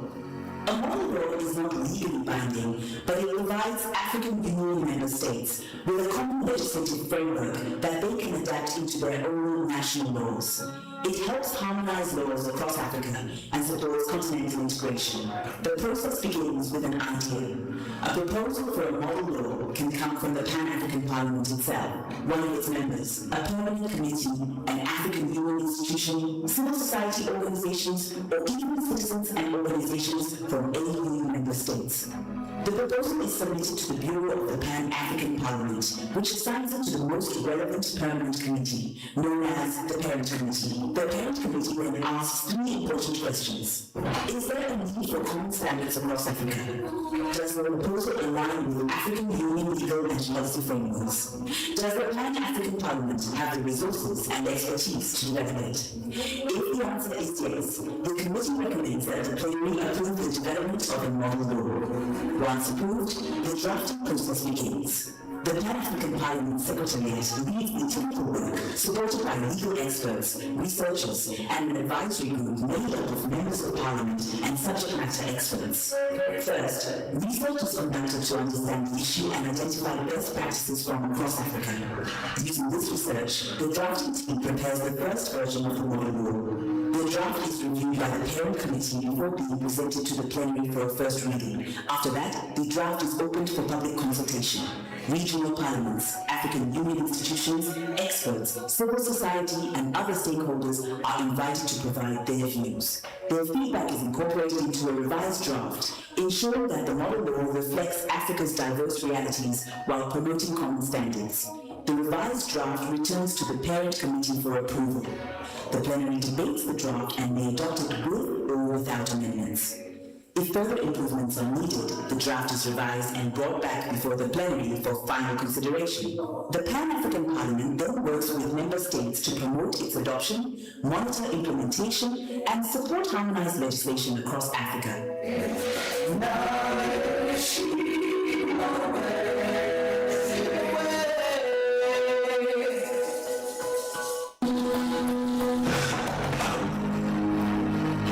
Wondered how the Pan-African Parliament develops a model law. A model law is not legally binding, but it provides African Union member states with a common legislative framework that they can adapt into their own national laws. It helps harmonize laws across Africa and supports continental integration. The process begins with an idea. A proposal for a model law can come from the Pan-African Parliament itself, one of its members, a permanent committee, an African Union institution, civil society organizations, or even citizens and organizations from AU member states. The proposal is submitted to the Bureau of the Pan-African Parliament, which assigns it to the most relevant permanent committee, known as the Parent Committee. The Parent Committee then asks three important questions. Is there a need for common standards across Africa? Does the proposal align with African Union legal and policy frameworks?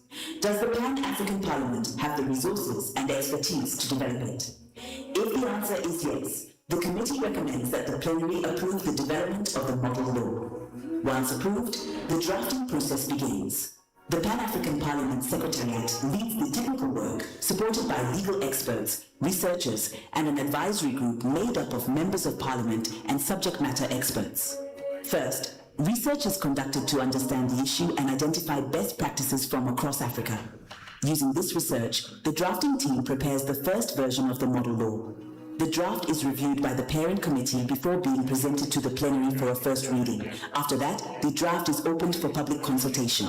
Regional parliaments, African Union institutions, experts, civil society, and other stakeholders are invited to provide their views. Their feedback is incorporated into a revised draft, ensuring that the model law reflects Africa's diverse realities while promoting common standards.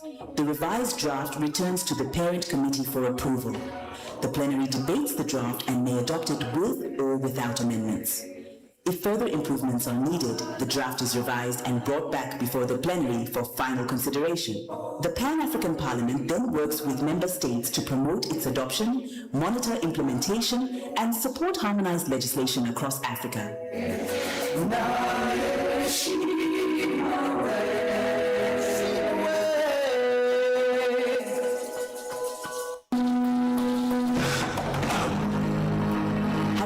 Wondered how the Pan-African Parliament develops a model law.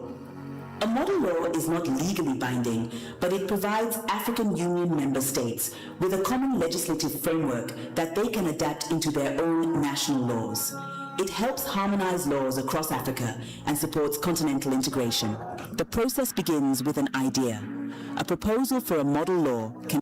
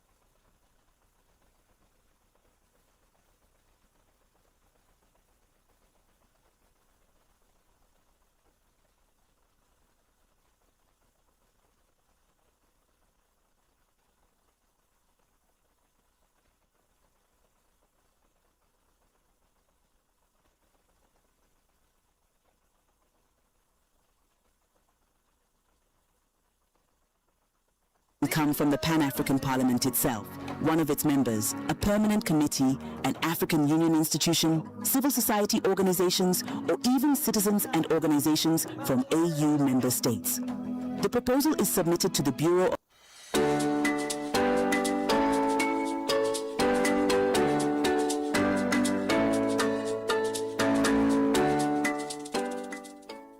السلام عليكم ورحمة الله وبركاته. معكم حنان جرار سفيرة دولة فلسطين في جمهورية جنوب أفريقيا. قمنا اليوم بزيارة مجاملة لبرلمان عموم أفريقيا لزيارة الأخ رئيس البرلمان السيد فاتح بطيق.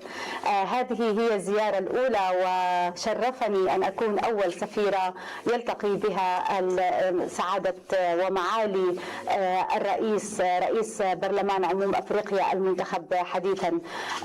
الزيارة كانت مهمة جدا لتبادل الآراء وأثلج صدورنا ما لقينا به من ترحيب واهتمام من معالي رئيس البرلمان الذي أكد لنا أن فلسطين ستكون حاضرة في هذا البرلمان خلال دورته الحالية ودوراته المقبلة خلال ال3 سنوات القادمة. فلسطين هي عضو مراقب في برلمان عموم أفريقيا منذ العام 2017 ونأمل أن تكون هذه الفترة برئاسة الأخ فاتح هي من أهم الفترات لفلسطين للحديث عن الوضع الفلسطيني الداخلي والخارجي وعلاقته مع الإقليم وعلاقته خاصة مع الإقليم الإفريقي خاصة مع جنوب أفريقيا ودول المشرق العربي ودول القرن الإفريقي بشكل عام. سعادة الرئيس شكرا على هذه الفرصة وشكرا على الدعم والمساندة الذي تلقيناه منكم اليوم والذي نأمل أن يترجم من خلال أن يكون برلمان عموم أفريقيا منبرا لفلسطين حيث ستكون هنالك المجموعات البرلمانية من كل أفريقيا، الأمر الذي سيعطينا مجال للحديث مع صانعي القرار مع المشرعين من كل الدول الأفريقية خاصة الدول التي لا يوجد لنا بها سفارات. شكرا على هذا الدعم ونتمنى لكم فترة مزدهرة تتحقق فيها جميع أمنياتنا كشعوب عربية وكشعوب أفريقية إن شاء الله. شكرا لكم. شكرا. أهلين يا هلا.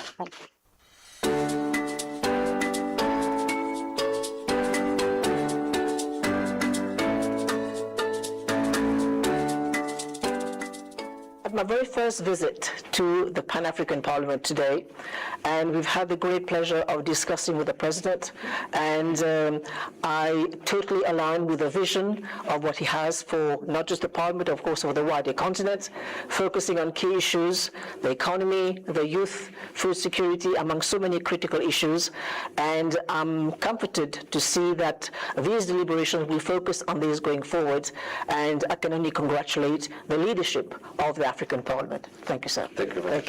Thank you. Thank you, President. Thank you.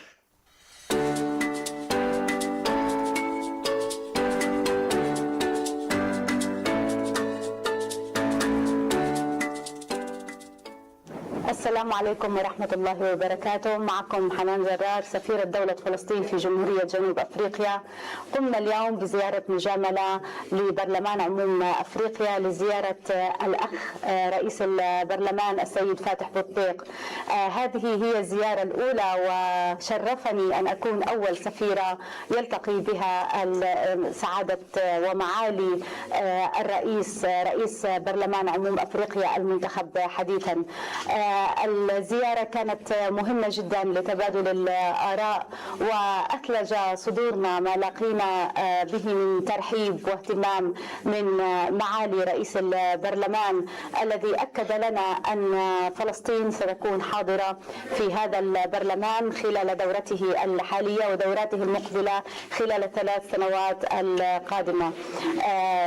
فلسطين هي عضو مراقب في برلمان عموم أفريقيا منذ العام 2017 ونأمل أن تكون هذه الفترة برئاسة الأخ فاتح هي من أهم الفترات لفلسطين للحديث عن الوضع الفلسطيني الداخلي والخارجي وعلاقته مع الإقليم وعلاقته خاصة مع الإقليم الإفريقي خاصة مع جنوب أفريقيا ودول المشرق العربي ودول القرن الإفريقي بشكل عام. سعادة الرئيس، شكرا على هذه الفرصة وشكرا على الدعم والمساندة الذي تلقيناه منكم اليوم والذي نأمل أن يترجم من خلال أن يكون برلمان عموم أفريقيا منبرا لفلسطين حيث ستكون هنالك المجموعات البرلمانية من كل أفريقيا، الأمر الذي سيعطينا مجال للحديث مع صانعي القرار مع المشرعين من كل الدول الأفريقية خاصة الدول التي لا يوجد لنا بها سفارات. شكرا على هذا الدعم ونتمنى لكم فترة مزدهرة تتحقق فيها جميع أمنياتنا كشعوب عربية وكشعوب أفريقية إن شاء الله. شكرا لكم. شكرا. أهلين يا هلا.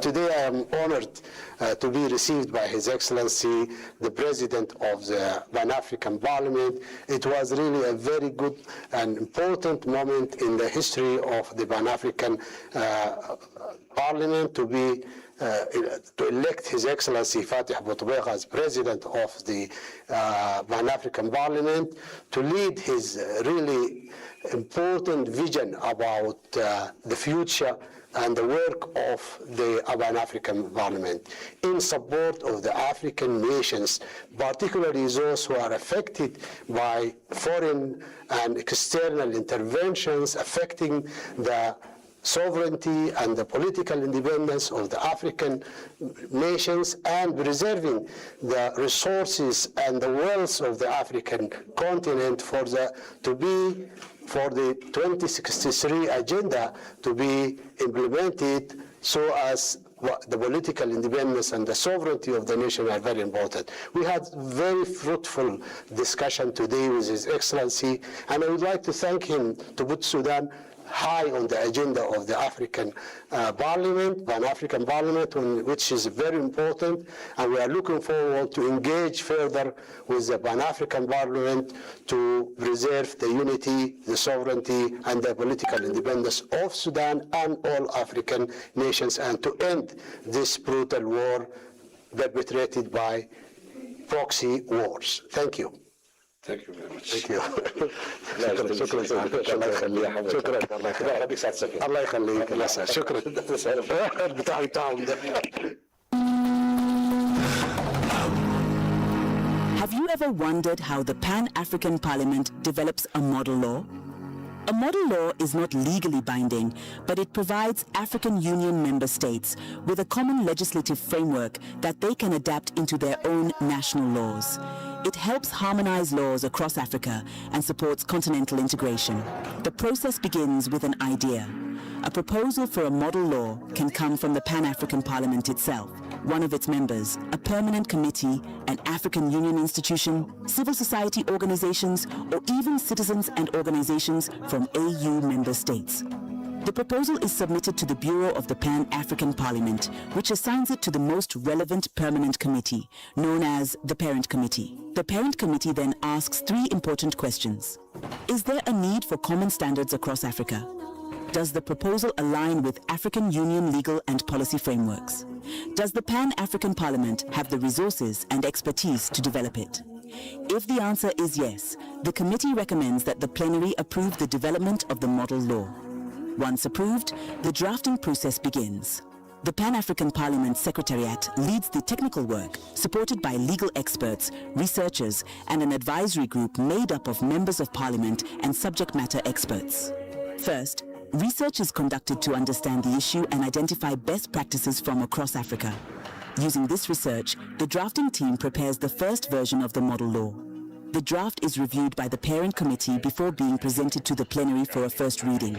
After that, the draft is opened for public consultation.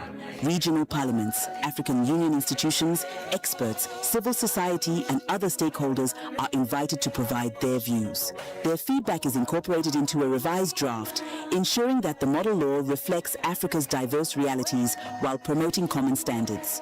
The revised draft returns to the parent committee for approval. The plenary debates the draft and may adopt it with or without amendments. If further improvements are needed, the draft is revised and brought back before the plenary for final consideration. The Pan-African Parliament then works with member states to promote its adoption, monitor implementation, and support harmonized legislation across Africa. Parliament then works with member states to promote its adoption, monitor implementation, and support harmonized legislation across Africa.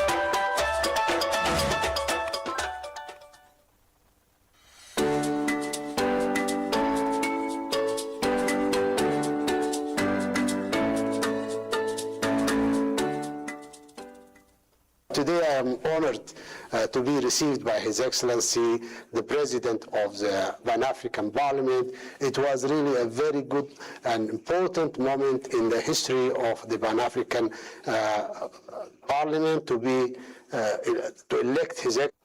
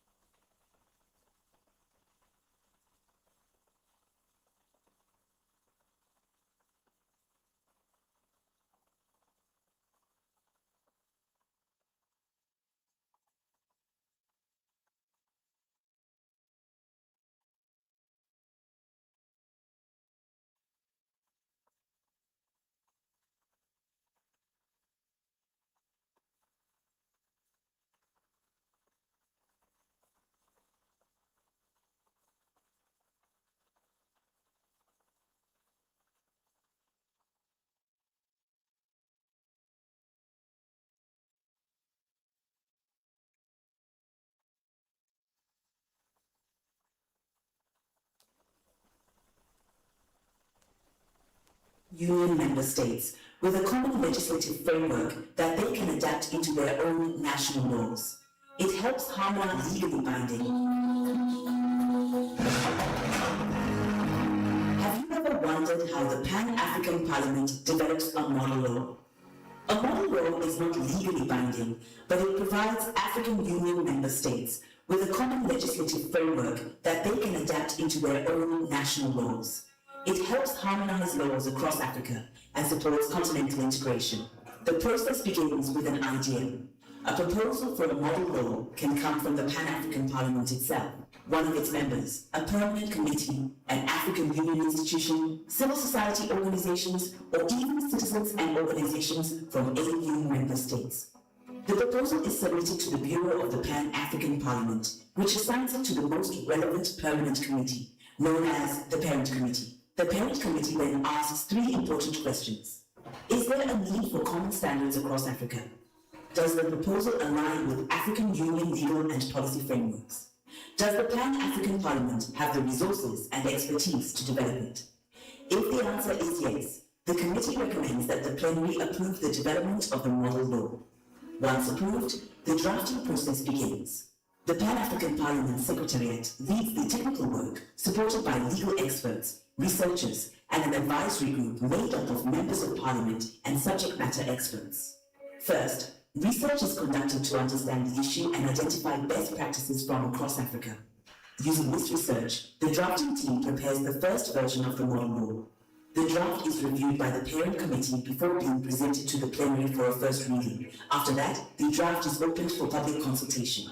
Regional parliaments, African Union institutions, experts, civil society, and other stakeholders are invited to provide their views. Their feedback is incorporated into a revised draft, ensuring that the model law reflects Africa's diverse realities while promoting common standards.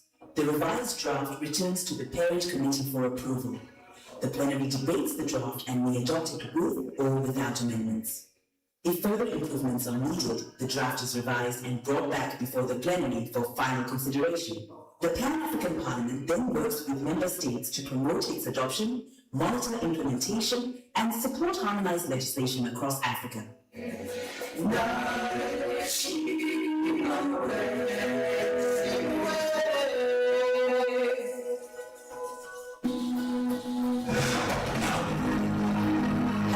Wondered how the Pan-African Parliament develops a model law. A model law is not legally binding, but it provides African Union member states with a common legislative framework that they can adapt into their own national laws. It helps harmonize laws across Africa and supports continental integration. The process begins with an idea. A proposal for a model law can come from the Pan-African Parliament itself, one of its members, a permanent committee, an African Union institution, civil society organizations, or even citizens and organizations from AU member states. The proposal is submitted to the Bureau of the Pan-African Parliament, which assigns it to the most relevant permanent committee, known as the Parent Committee. The Parent Committee then asks three important questions. Is there a need for common standards across Africa? Does the proposal align with African Union legal and policy frameworks? Does the Pan-African Parliament have the resources and expertise to develop it? If the answer is yes, the committee recommends that the plenary approve the development of the model law. Once approved, the drafting process begins. The Pan-African Parliament Secretariat leads the technical work supported by legal experts, researchers, and an advisory group made up of members of Parliament and subject matter experts. First, research is conducted to understand the issue and identify best practices from across Africa. Using this research, the drafting team prepares the first version of the model law. The draft is reviewed by the Parent Committee before being presented to the plenary for a first reading. After that, the draft is opened for public consultation. Regional parliaments, African Union institutions, experts, civil society, and other stakeholders are invited to provide their views. Their feedback is incorporated into a revised draft, ensuring that the model law reflects Africa's diverse realities while promoting common standards. The revised draft returns to the Parent Committee for approval. The plenary debates the draft and may adopt it with or without amendments. If further improvements are needed, the draft is revised and brought back before the plenary for final consideration. The Pan-African Parliament then works with member states to promote its adoption, monitor implementation, and support harmonized legislation across Africa. Have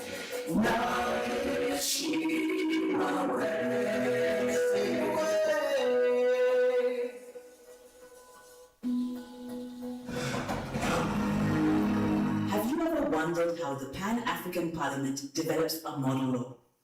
A model law is not legally binding, but it provides African Union member states with a common legislative framework that they can adapt into their own national laws. It helps harmonize laws across Africa and supports continental integration.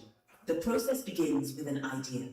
A proposal for a model law can come from the Pan-African Parliament itself, one of its members, a permanent committee, an African Union institution, civil society organizations, or even citizens and organizations from AU member states. The proposal is submitted to the Bureau of the Pan-African Parliament, which assigns it to the most relevant permanent committee, known as the Parent Committee. The Parent Committee then asks 3 important questions.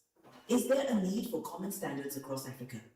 Does the proposal align with African Union legal and policy frameworks? Does the Pan-African Parliament have the resources and expertise to develop it? If the answer is yes, the committee recommends that the plenary approve the development of the model law. Once approved, the drafting process begins. The Pan-African Parliament Secretariat leads the technical work, supported by legal experts, researchers, and an advisory group made up of members of Parliament and subject matter experts. First, research is conducted to understand the issue and identify best practices from across Africa.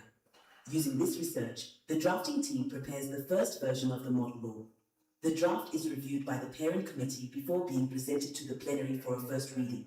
After that, the draft is opened for public consultation. Regional parliaments, African Union institutions, experts, civil society, our meeting is called to order. are invited to provide.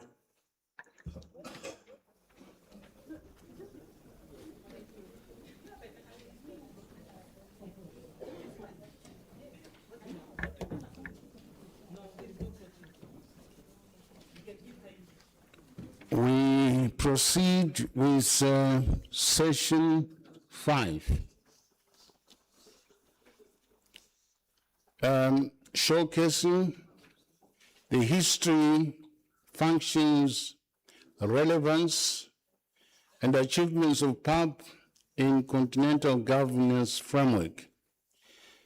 And then we'll have the launch of PAP modern laws, advancing continental legislative harmonization, and then presentation will be followed by a short plenary discussion.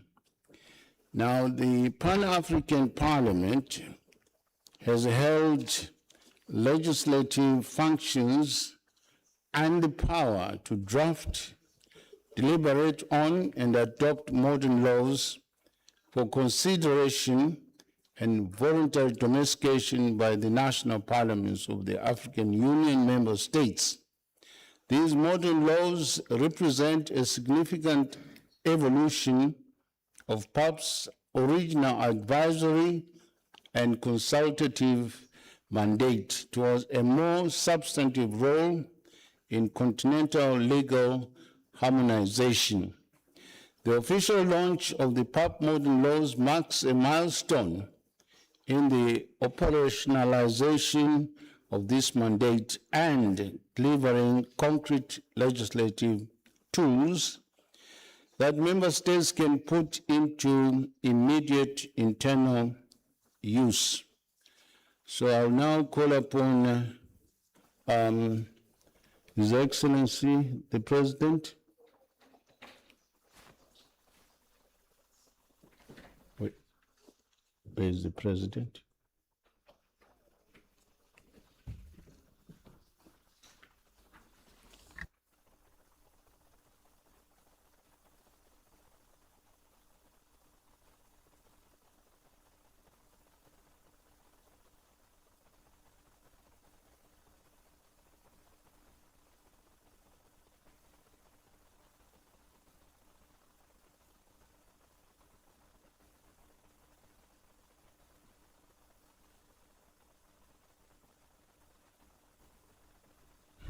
We have lost the president for a short while, and he should be found any time now.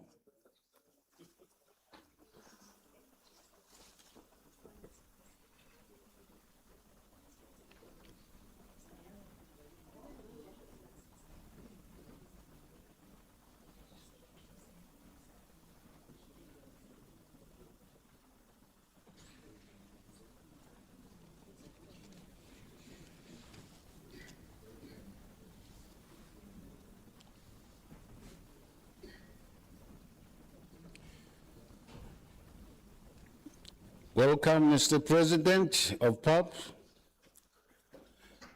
We have found him. Well, a round of applause, eh? Yes. Otherwise, he won't feel very welcome. Mr. President, I just invited you to make your presentation as President of the Pan-African Parliament under Session 5. If you can please proceed with your intervention.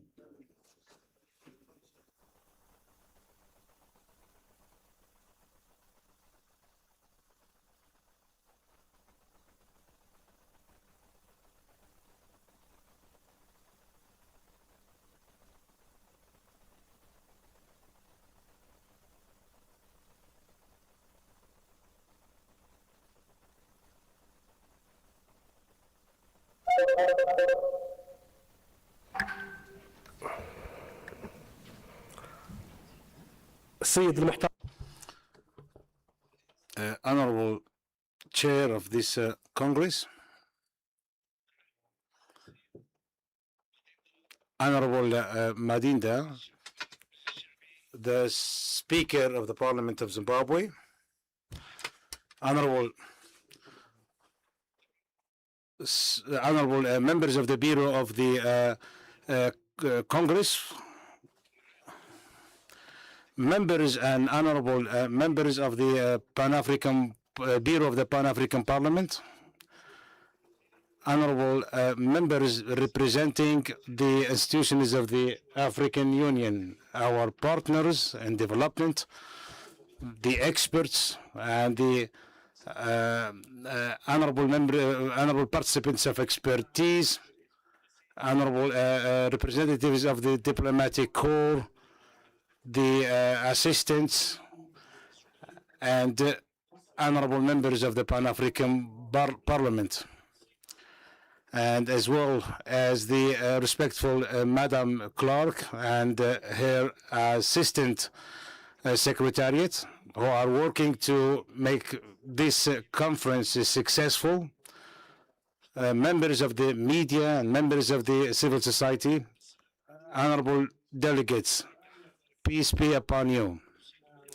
I'm glad, first of all, to welcome you once again in this conference that gathers the leadership of the African parliaments in an event that marks a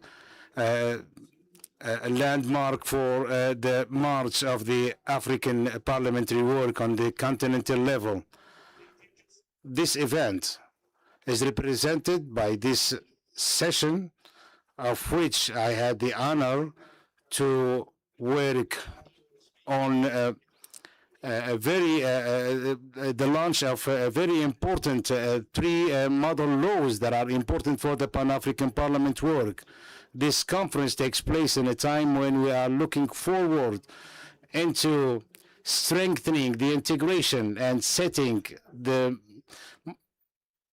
milestones of parliamentary laws that are coherent and accepted by all of us in order to work together to reach our goals and overcome the challenges. We do understand that accelerating the achievement of the agenda of 2063 is important for the Pan-African Parliament, and it's a part of the plan of the African Union in order to achieve the sustainable development. In this context, the role of the parliaments is very important, as a player in enhancing and making the legislations that can keep up with these transformations and to realize this continental visions into realities that serve the African citizen. On this point, the Pan-African Parliament is continuous on its seventh legislation to work on enhancing and to enhance its role to work as one of the pillars of the African Union and its work as a parliament that works to get and link the African parliaments. This is one of our priorities, is to work together and apply and work on the model laws in order to harmonize the local legislations in Africa. Legislation that can respond to the aspirations of the African people when it comes to intra-trade and development, while respecting always the sovereignty of our countries and its specificity, and confirming that the model laws are one of the most important tools that are used by the Pan-African Parliament to support the member states to harmonize their laws. One of the important pillars that African Parliament is working to achieve is to harmonize the legislature across Africa. The Pan-African Parliament is still playing its role as consultative organ. However, we are working towards working on one model law that can strengthen the African relationships and help the African Union while facing the issues of world of today. We can talk about the model laws once we see them adopted and be part of the Pan-African Parliament outcomes. And we look as well into the concord of those model laws and insisting that they go with the international laws and the instrumental that we have in the African Union. We as a parliament, we have the obligation to set up model laws that can go hand in hand with all the instrumental laws and decisions that had been taken by the AU as an organ. For sure, when we speak about the international obligations, we speak about what can be in addition to creation of a very stable legal environment that can encourage and put differences aside and brings people together and finish those, overcome those obstacles that hindered our progress. Honorable Your Excellencies, those laws are not only or merely legal texts. We in the Pan-African Parliament, we don't work on model laws to keep them and archive them as text. We work on them to make them available in order to be applied, and we work towards the efforts that others can use those model laws, because we know that they were the outcome of discussion, deliberations of African organs. Here I speak about the African Union and the governments and the academia and the international organizations and development partners and civil societies. All the discussions with those stakeholders came as made the outcome of those laws. Those laws are looking into questions that are of interest for the Africans. This will help towards, and here I mean the mother laws. The mother laws will help enhance and improve the legal life.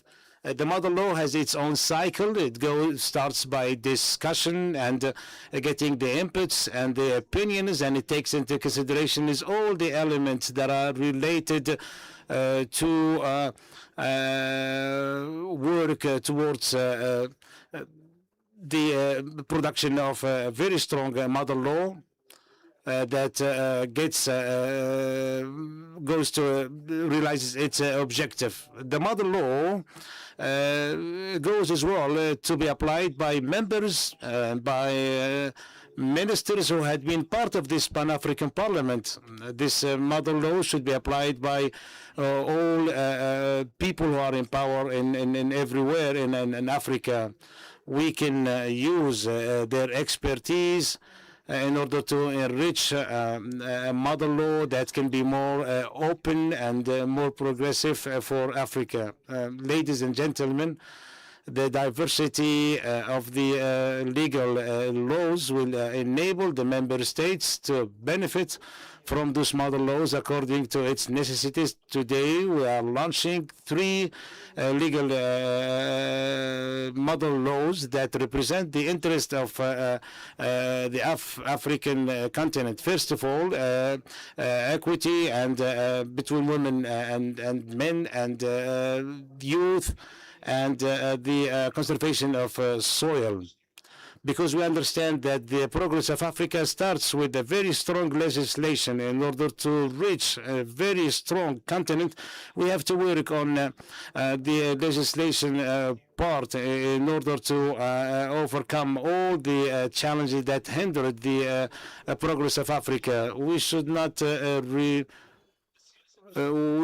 keep the African legislation policy following the copying other laws. We have to work ourselves to create our own laws that respond to the aspirations of Africa and the African citizens, away from the international contradictions and away from the influence of other powers outside of Africa. There might be laws that are suitable for others, but not for our Africa. I say we have to work on mother laws that take into consideration dignity, equality, and justice. Laws that are very mother laws that are closer to the African citizen and to the African capacity and to the African ambitions, and closer to what serves the African brotherhood. Ladies and gentlemen, those 3 mother laws that we are launching today represent the Pan-African Parliament vision in order to harmonize the African legal work. And we will be successful, and I'm sure we will success, even if we are able to get only 1 mother law. We will be successful to bring this mother law and make it available and make it an example that we can follow in the way that we build Africa. Here we are responding to the priorities of the African development. First of all, the mother law concerning the equality between women, gender equality. This will give the opportunity and will provide a legal framework to fight against this inequality, and it will empower the African woman, the woman that fought for Africa, and the African woman that is able to go hand in hand with men to build a very strong continent, a continent that's sovereign and strong, especially when I know that we have men of expertise in Africa, and most of them are leading African parliaments on the continent. And I do commend the Honorable Speaker of the Parliament of Zimbabwe. She's an example of the African women. A few days ago in my country, in Algeria, we had elected for the first time Madam Speaker for our parliament, and this is another win for Africa. So here I would like to concentrate on encouraging women and her participation in the political and economical life of the continent, and by providing her with education, with good health, and gender-based policies that can ensure equality. And with this, we can go forward to sustainable development. We are proud here in the Pan-African Parliament that we have equality when it comes to the membership and chairmanship of committees, and our institution is in the Pan-African Parliament. This is a big part of the reform in the African Union organs, whereby we want to build organs for both men and men. The Pan-African Parliament is commending the ECOSOC and the Human Rights Center in Pretoria and the German Development Agency, GIZ, and the organ of equality now for all the technical efforts they did for this model law. And the secondly, we are working on the model law on the immigration, labor migration.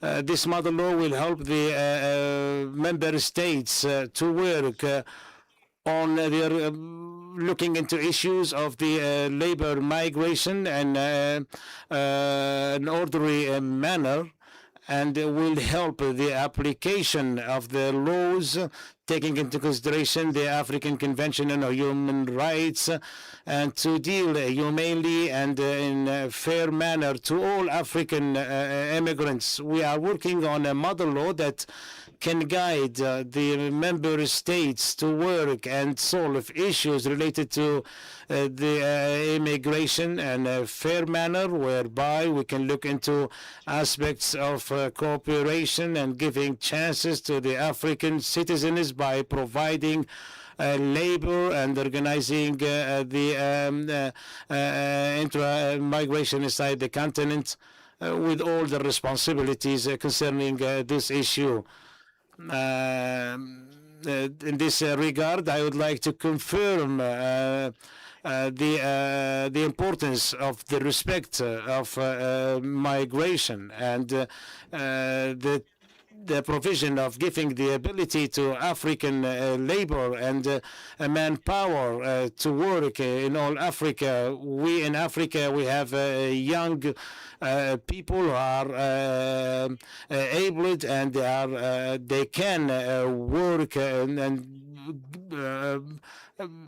and they are experts in many fields. So Africa, with its manpower and its expertise and experts, can achieve a lot through the organization of the labor market.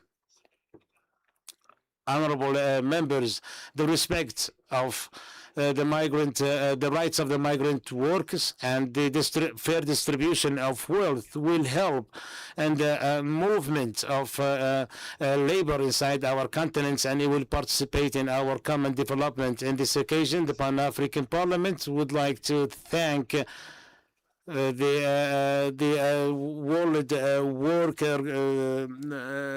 International Work Organization for its participation into this model law. Thirdly, there is the model law concerning the sustainable management of soil. This model law will help put the legislation for the protection of soil to protect the food security.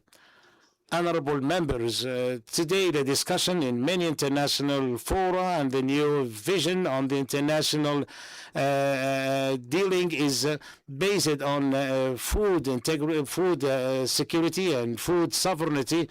You have all seen the crisis that we went through post-COVID era, whereby we have a disruption of the food distribution and food chain distribution all over the world, whereby Africa went through a very severe crisis of distribution of food. So this model law is to make us ready and prevent the occurring of such episodes. This model law will help the African continent to adapt to the climate change. On the other side, there are many conferences that take place and discuss the effects of climate change, and we know that Africa is in the heart of all those environmental changes. We are working to achieve the goals towards the realization of the aspirations of 2063. So we thank the United Nations agencies and the Ministry of Development and Cooperation in Germany for their support and their financial support to work on this model law. Honorable delegates, despite the variety of subjects that those model laws are covering, they are all stemmed from one goal, which is harmonize a legal framework that's more just and fair, that can help the African continent to be prosperous, and model laws that can translate the aspirations of the African people into realities. Honorable members, honorable delegates, the launch of those model laws is marking a new era in the legislation making. This will request the governments and the people and of the African member states and the partners to work hand in hand in order to translate all those model laws into tangible results. As a president of this parliament and as a man of law, and as I have practiced law on the level of national parliaments, I do believe that we have to open a discussion on the importance of those laws and look into the need of those laws. If we do that, I do believe that this will be start of an African partnership between all of a partnership between all our countries to reach the goals we aim at. Honorable delegates, the legislation is a very important tool that can make change and bring change to the citizens.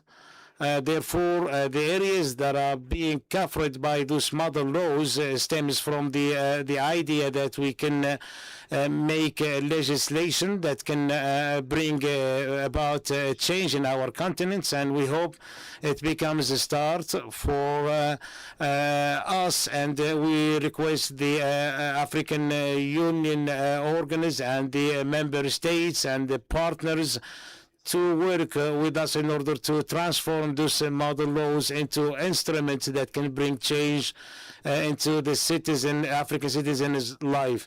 So we request and plead with the African parliaments to make use of those model laws when it comes to legislation on their part, in order to support the African Agenda of 63 and the sustainable development of our continent. We would like to confirm, Mr. confirm as well the Pan-African Parliament commitment to be a forum for discussion. I would like to confirm that our Parliament is always a place where we can discuss all those legislative issues. I've been a part of other sessions, especially concerning those model laws, and I've witnessed that there had been a lot of work in order to bring these model laws into effect through a deep discussion and consultation with all partners. My brothers and sisters, this invitation that this request to the Pan-African Parliament that we do as a Pan-African Parliament is coming on a time when we as a Parliament are committed to a responsible discussion and work in order to go and create those model laws in order to achieve the continental integration. I do believe that the example legislation is a way to realize development. In this regard, I would like to thank and commend all the partners and the institutions, the experts and the permanent committees and the Pan-African Parliament Secretariat and all those who participated in getting those model laws done, because this shows that the spirit on which we are working in order to achieve the common African project. Honorable members and delegates, the future of Africa is not realized by its own sources only, but rather by very strong legislative institutions and laws that are up to the level that we aim to, and legal instruments that can prevent those who want to exploit Africa wealth from doing it. And it will prevent those who are looking for gaps inside our continent to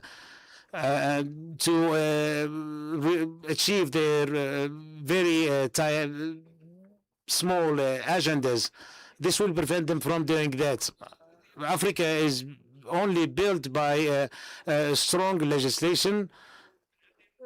So let's take this initiative and make it as a start point in order to get into a partnership on legislation whereby we can force legalities and help the development of our continent and get our people closer to each other. Let's go hand in hand with the confidence and determination in order to realize a more strong and united and more prosperous Africa. May God bless the Pan-African Parliament. May God bless our member states, and may God bless the the African Union. Long life to one solidarity of Africa. Thank you.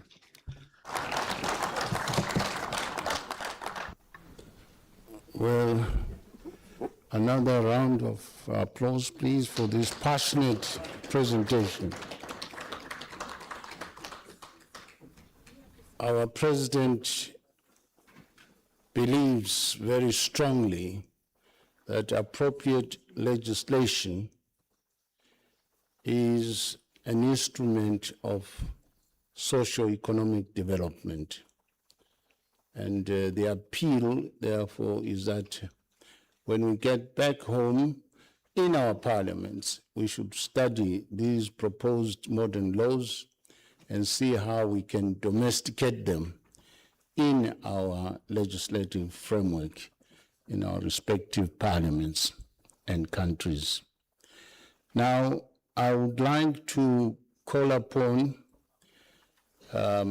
His Excellency, the President of PAP, to come forward and be with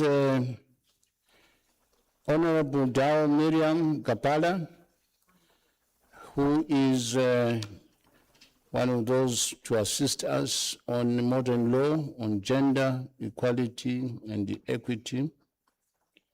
And Honorable Senator John Bonds Baideri on modern law on labor migration. And then Honorable Yofrem Autata for modern law on sustainable soil management. And these are chairpersons, deputy chairpersons of the relevant committees of PAP. If you could come forward, please, for the unveiling of the modern laws.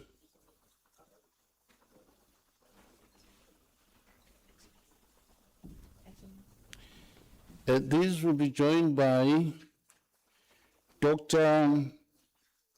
Theodore Sparenboom from the International Labour Organization, correct?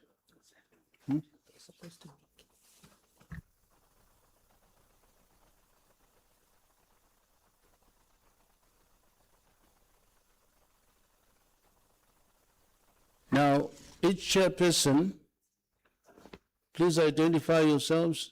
Each chairperson will make a 3 minutes presentation, starting with Honorable Dao Miriam Dabala. 3 minutes, please.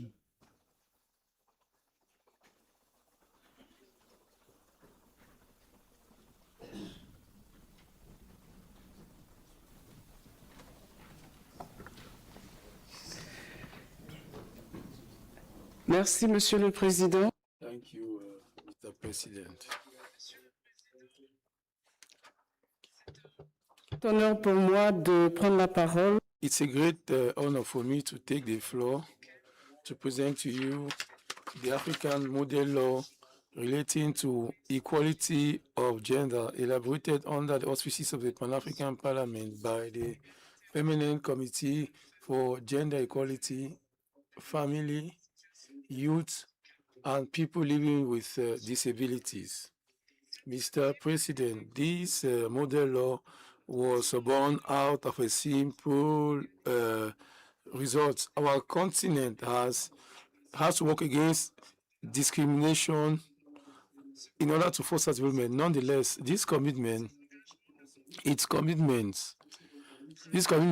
are yet to be translated everywhere in a correct manner in national laws, public policies, budgets, institutions, and daily lives of our population. So there was a need to make available to countries and African parliaments a common legislative framework which is ambitious enough to encourage progress and transformation of our continent. This model law is an instrument of reference with the aim of guiding national reforms in order to facilitate the convergence of laws and assist parliaments in the discharge of their sovereign powers. Your Excellencies, this model law is respectful of the sovereignty of our countries and the competence of our national institutions. The issues of equality between men and women are neither accessory nor peripheric because it's at the heart of economic transformation, social stability, democratic governance, and the sustainable development of our continent. Women represent more than 50% of the African population. They contribute in a determining manner to economic production, transmission of values, and resilience of our communities. The model law has equally adopted an intergenerational and inclusive approach.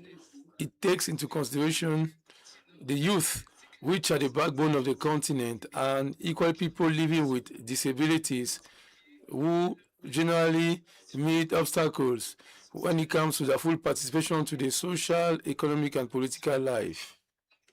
Mr. President, the power of this model law is based on its contents and the method which was used to draft it.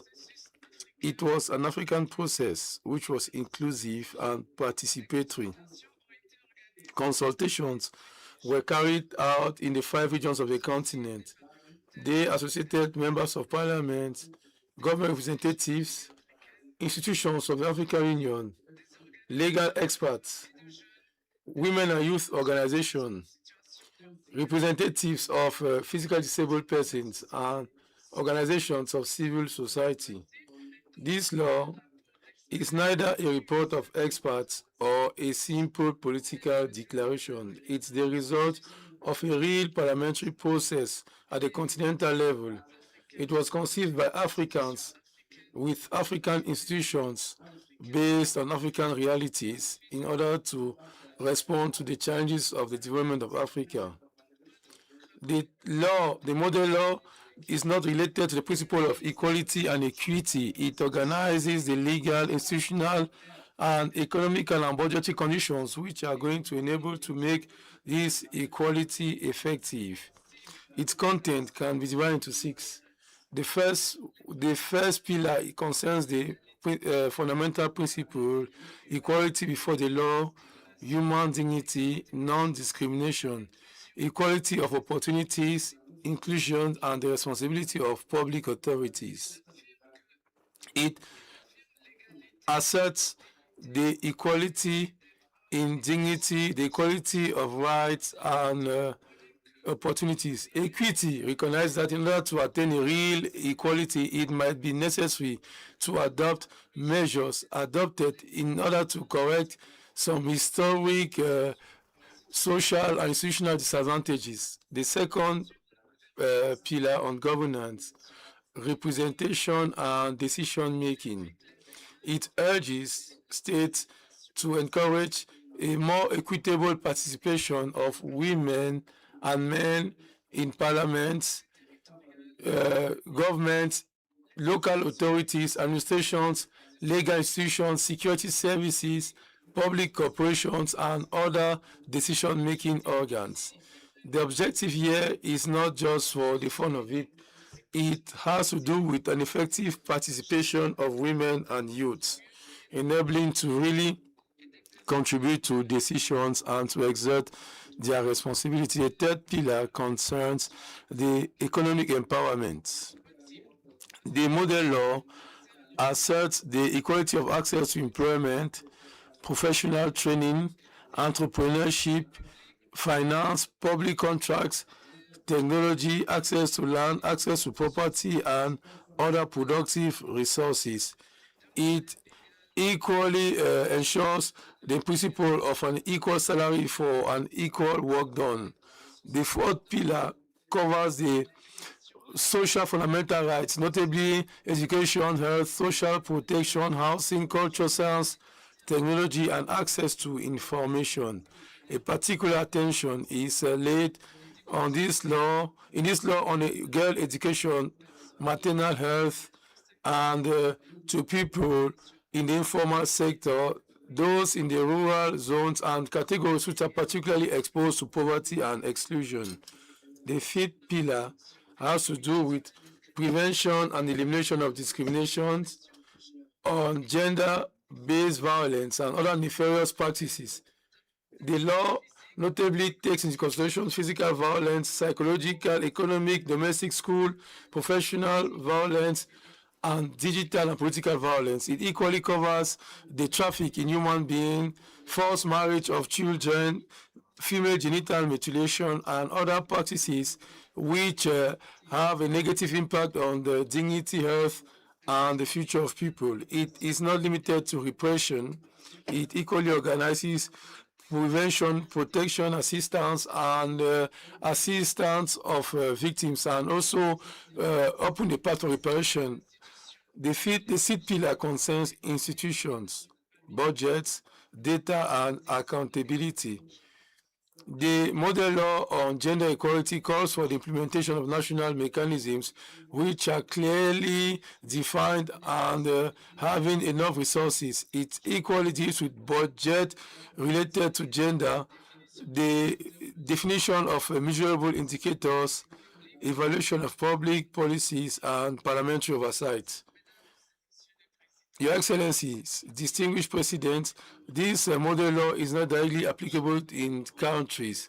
Every parliament could use it based on its own national situation. In some countries, it could inspire a general law on equality and equity of gender. In others, it's going to enable to revise or to supplement the existing laws in the electoral, economic, social, educative, sanitation, professional fields. Every parliament could proceed to an analysis of conformity between the provisions of the model law and its national right in order to identify the achievements and the shortcomings and priority reforms. Your Excellencies, ladies and gentlemen, distinguished President, I would like to urge you respectfully to actually enshrine this model law within the agendas of your institutions and seize the competent institutions and scrutinize and ensure that the reforms adopted should be accompanied by budgetary resources, measurable indicators, and a parliamentary monitoring mechanism. On behalf of the Committee of Gender Equality, I would like to call upon the patronage of two parliaments which are going to accept to become the first forerunners of this model law. Two parliaments ready to open the voice, to open the way for the process of domestication, to share their experience with the rest of the continent. So before concluding my remarks, Mr. President, permit me to seize this opportunity to particularly thank the technical staff of the Pan-African Parliament. Mr. President, the legal officer and all the legislative and all the service of legislations, while we are occupied by parliamentary affairs in our countries, they are the ones who look for partners and help us to move forward. And with your permission, I would like also to give them a round of applause. I equally want to thank all the partners who've assisted us in the drafting of this model law. I have in mind ECOSOC, the African Union Economic, Social and Cultural Council, the Center for Human Rights of the University of Pretoria, the German Agency for International Cooperation, Equality Now, UNFPA, International Labour Migration, African Continental Free Trade Area, CLUNIT Foundation, and AU Gender Directorate.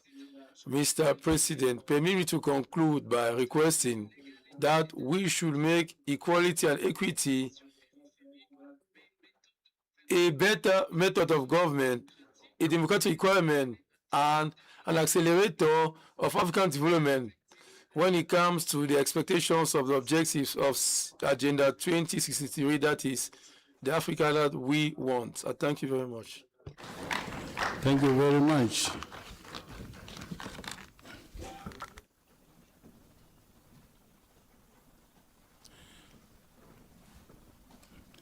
We proceed with the unveiling. Mr. President of PAP, please be nearby.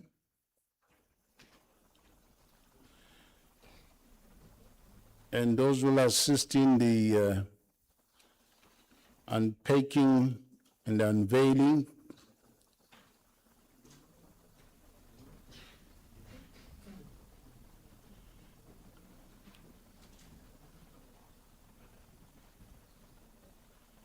The model law on gender equality and equity was developed in collaboration with and with the support of the African Union Economic, Social and Cultural Council, ECOSOC, the Center for Human Rights at the University of Pretoria, the German Agency for International Cooperation, GIZ, Equality Now, and the African Union's Women, Gender and Youth. Another round of applause, please. Thank you very much, Honorable Kabala. The next presenter is Honorable Baidari, Deputy Chairperson, Committee on Trade, Customs, and Immigration Matters. This is on modern law, labor, migration. According to my program, here is supposed to be 5 minutes, but it looks like the 5 minutes is being overshot.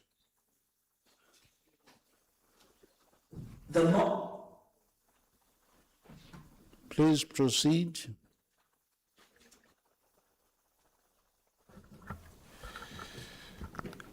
Your Excellency, the chairperson of this session, Your Excellency, the President of the Pan-African Parliament, Your Excellencies, the Vice Presidents of the Pan-African Parliament, Your Excellencies, speakers from the national parliaments, delegates, ladies and gentlemen, it's my honor to present the Pan-African Parliament Model Law on Labor Migration in Africa, a landmark legislative instrument aimed at promoting safe, fair, and rights-based labor migration across our continent. Labor migration is a defining feature of Africa's socio-economic development and regional integration. Every year, millions of Africans cross borders in search of employment and better opportunities, yet many migrant workers continue to face discrimination, exploitation, unsafe working conditions, xenophobia, arbitrary expulsions, and limited access to justice due to fragmented national legal frameworks. Recognizing these challenges, the Pan-African Parliament adopted a resolution in November 2022, mandating the development of a continental model law on labor migration. Led by the Committee of Trade, Customs, and Immigration Matters, this initiative fulfills the Parliament's legislative mandate and provides member states with a harmonized framework to strengthen labor migration governance.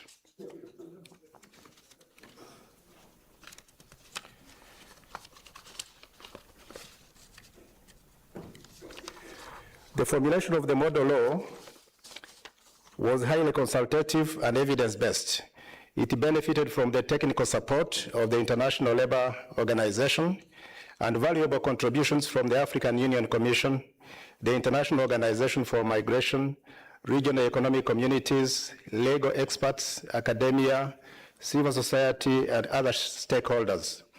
The process also ensured full alignment with the relevant African Union instruments, international labor standards, and existing Pan-African Parliament model laws.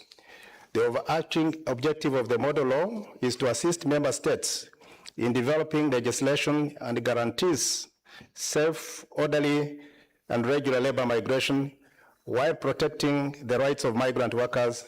Specifically, it seeks to guarantee equal treatment and protection for migrant workers, promote fair and ethical recruitment practices, facilitate the portability of social security benefits, strengthen regional cooperation on labor migration, and support the domestication of African Union and international legal instruments. The model law consists of 5 parts, covering general principles, the rights and obligations of migrant workers, the regulation of labor migration, implementation and monitoring mechanisms, and final provisions for its application. Among its most significant innovations are a strong human rights approach that guarantees equality before the law and protection against discrimination. Special provisions promoting gender equality and protecting women migrant workers. Measures prohibiting abusive recruitment practices, including the charging of recruitment fees for workers. Provisions ensuring access to social protection and the portability of benefits across borders. Recognition of digital labor migration and emerging forms of employment. And finally, safeguards for children and vulnerable migrant workers. So the model law also establishes national coordination mechanisms and monitoring systems linked to the African Union Labor Migration Observatory to strengthen implementation and accountability. Following its launch by this plenary, the model law will be transmitted to the African Union and member states to serve as a legislative reference for the review and harmonization of national laws. The Pan-African Parliament, working with the African Union Commission, the ILO, the IOM, regional economic communities, and other partners will continue supporting member states through advocacy, capacity building, and technical assistance. National delegations of the Pan-African Parliament will also play a key role in promoting its domestication within their respective national parliaments. In conclusion, the launch of this model law represents a major milestone in advancing Agenda 2063 and the vision of an integrated Africa. It provides a common legislative framework that promotes decent work, protects the dignity and rights of migrant workers, and enables labor mobility to become a true driver of economic growth, regional integration, and shared prosperity across our continent. I would therefore urge Your Excellencies present here and those not present here to embrace this model law and domesticate it in your own laws. Finally, the Pan-African Parliament extends its sincere appreciation to all partners, particularly the International Labour Organization, whose technical and financial support made the development of this model law possible. I would also like to take this opportunity to thank the leadership of the Pan-African Parliament and the entire members of the Parliament of the Pan-African Parliament for the adoption of this model law on labor migration in Africa. We also commend the members of the Committee on Trade, Customs and Immigration Matters and the PAP Secretariat for their dedication throughout this important process. I wish to thank you, and I submit. Thank you very much. Thank you very much. A round of applause, please. Thank you. Honorable, I don't know whether I'm pronouncing your name properly, Bideri. Thank you very much. We'll be joined with Dr. Theodore Sparabum and His Excellency the PAP President for the unveiling.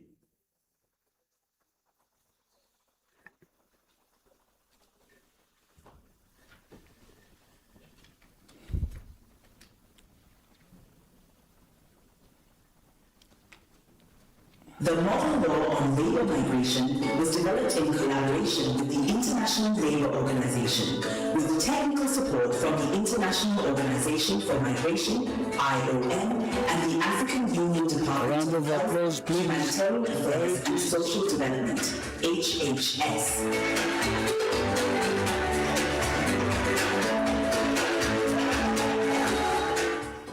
Thank you very much. Thank you.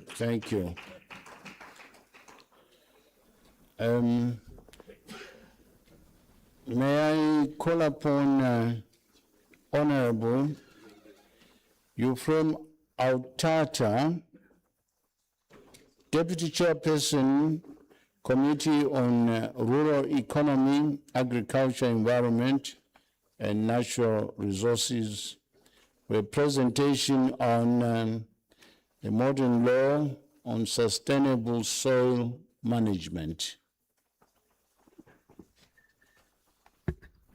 A round of applause, please.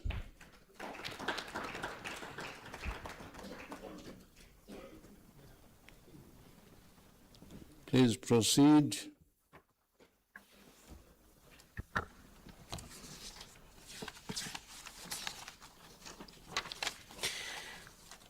His Excellency the President of the Pan-African Parliament, His Excellency the Vice President of the Pan-African Parliament, honorable members of the Pan-African Parliament, distinguished development partners, distinguished guests, ladies and gentlemen.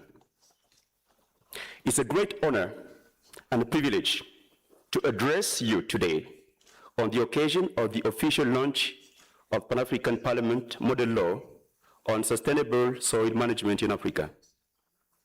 Today marks another important milestone in the work of the Committee of Agriculture, Rural Economy, natural resources, and environment, and the Pan-African Parliament's commitment to provide legislative solutions to Africa's development challenges. This model law isn't merely a novel publication, it's a practical legal instrument designed to assist African Union member states in strengthening the national legal frameworks for the sustainable management and protection of one of Africa's most precious natural resources, our soil. As a committee, we're proud of the progress we've made in advancing the Parliament's legislative mandate. To date, we've successfully developed and secured the adoption of 2 continental model laws: the model law on food and nutrition security in Africa, adopted in 2022, and now the model law on sustainable soil management in Africa. This instrument provides practical guidance to member states in strengthening national legislation and advancing Africa's food security, sustainable agriculture, and environmental sustainability agenda. Our work, however, doesn't end here. The committee is already advancing 3 additional model laws on strategic importance to the continent, namely the model law on climate change, the model law on critical minerals, and the model law on an African food policy. Together, these initiatives demonstrate the committee's determination to provide innovative legislative responses to interconnected challenges of climate change, food systems, natural resources, governance, and sustainable development. The model law we're launching today responds to one of Africa's most urgent yet often overlooked challenges: soil degradation. Healthy soils are fundamental to agricultural productivity, food and nutrition security, biodiversity conservation, climate resilience, and sustainable livelihoods. By providing a comprehensive legal framework for sustainable soil governance, this model law will support member states in protecting and restoring soil resources for the benefit of present and future generations. On behalf of the committee, I wish to express our sincere appreciation to all the partners whose unwavering commitment made this achievement possible. We're particularly grateful to the Development and Rule of Law Program, DROP, Stellenbosch University, the German Environmental Agency, the various United Nations agencies, and the Federal Ministry for Economic Cooperation and Development of the Federal Republic of Germany for the invaluable technical, strategic, and financial support throughout this process. Allow me to extend a special tribute to Professor Oliver C. Ruppel, Director of the Development and Rule of Law Program, DROP, Stellenbosch University. Professor Ruppel has worked tirelessly alongside the committee from the very inception of the initiative. His exceptional legal expertise, unwavering commitment, and steadfast guidance were instrumental in developing this model law from concept to completion. We're equally grateful for the generous support in funding the printing of the model law booklet, thereby ensuring that this important legislative instrument can be disseminated widely and serve as a practical resource for parliamentarians and policymakers across Africa. Professor Ruppel's dedication exemplifies the true spirit of partnership in advancing sustainable development and legislative excellence of our continent. Finally, I commend the members of the committee, the Pan-African Parliament Secretariat, and all experts and stakeholders who contributed to this remarkable achievement. Let this launch mark the beginning of a new phase of action where this model law is translated into national legislation and concrete policies that safeguard Africa's soils, strengthen our food systems, and contribute to the realization of Agenda 2063. I thank you for all your kind attention. Thank you very much. Thank you very much. Please bring the board for unveiling. Mr. President of PAP, please move forward.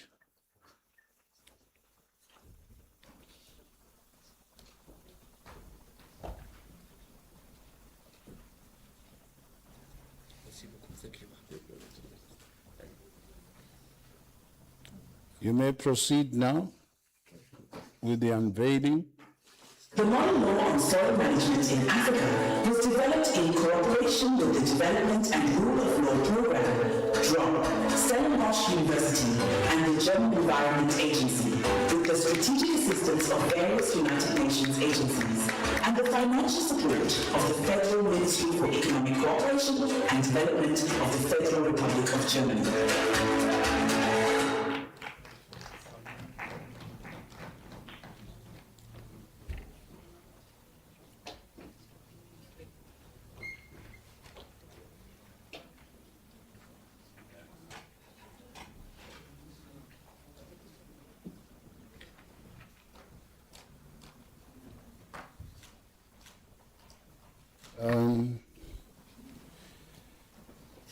I think we need another round of applause for the three presenters of Modern Law.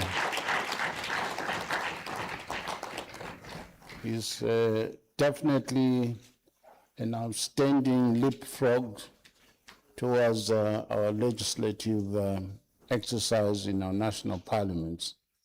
Now,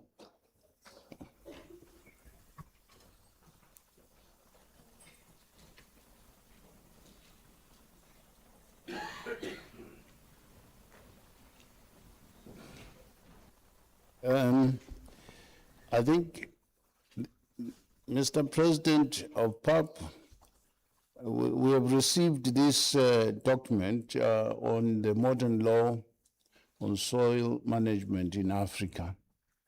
We haven't received the other two. I suspect they'll be circulated. If not, we may have them online. We may have soft copies for each parliament. Now, it is my honor and singular honor to call upon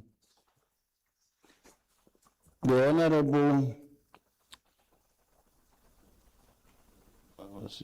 Honorable Alete Borges, His Excellency, the 4th Vice President of PAP. Please take the floor.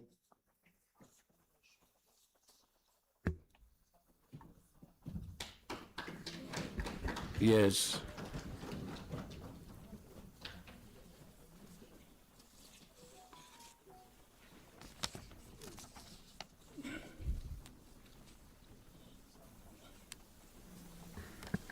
Please proceed, Vice President.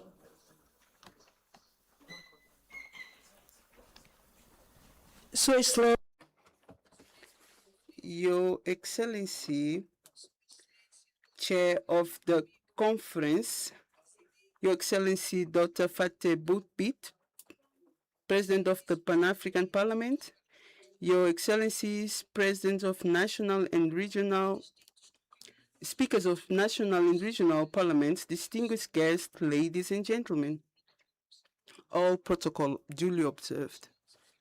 We come to the end of this conference with a deep sense of gratitude, pride, and hope.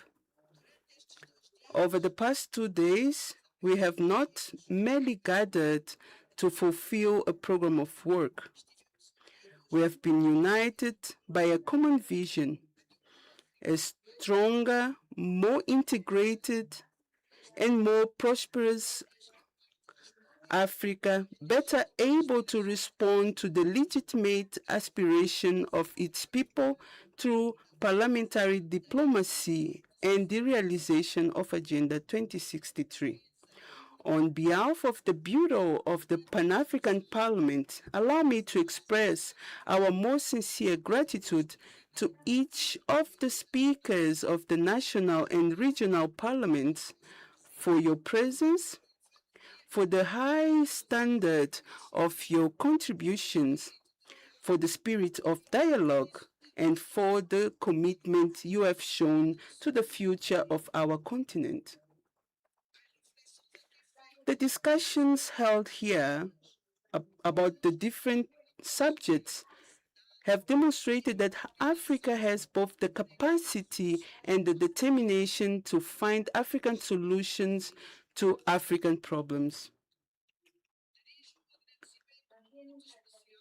I would like to express my special thanks to His Excellency, the President of Pan-African Parliament, for his leadership, vision, and dedication to strengthening this institution as the democratic voice of the people of Africa. To the Parliament and the people of the Republic of South Africa, we extend our thanks for their fraternal hospitality, generosity, and for all the conditions created to ensure the success of this conference. Allow me also to extend a very special acknowledgement to the Secretariat of Pan-African Parliament. Your discreet yet absolutely essential work formed the foundation upon which this conference was built. The exemplary organization, technical, rigorous, and efficient, constant availability and professionalism demonstrated ensure that every session proceeds with excellence. The success of this conference is also down to you. Please accept our deep gratitude and our sincere appreciation.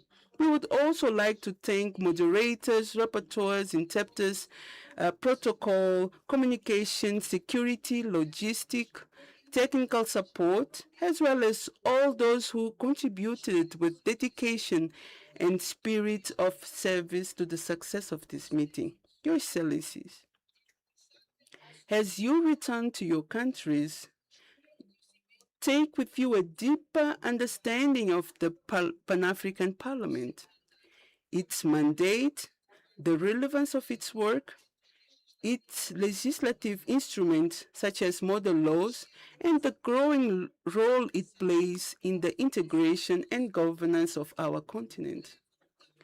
You should also take with you a closer understanding of the work that your members of parliament from your countries carry out within this institution on behalf of our people. And allow me to make a respectful appeal. Please continue to support the Pan-African Parliament by encouraging your delegation to participate actively and regularly. The greater the involvement of our parliamentarians, the stronger this institution will be and the greater its capacity to serve Africa. For a strong Pan-African Parliament is built on strong, committed, and fully engaged national parliaments. The story will judge us not only by the words we speak here, but by our ability to translate the commitments we make today into better living conditions for our people.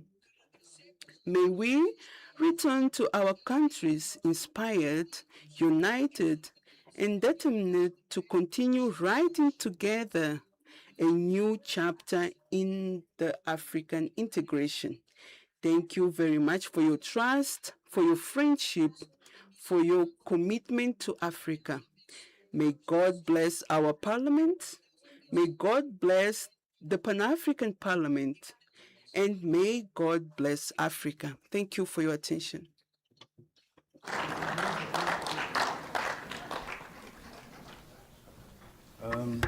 Thank you very much, Fourth Vice President for your vote of thanks regarding the unveiling of the 3 modern laws.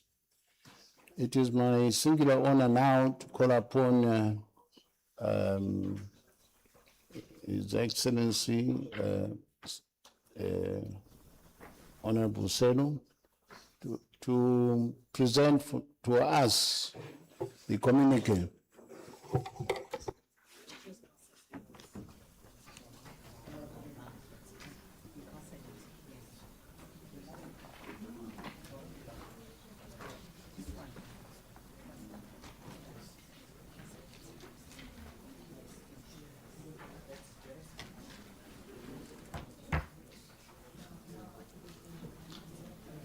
Yes, yes, please proceed. You've got the copy.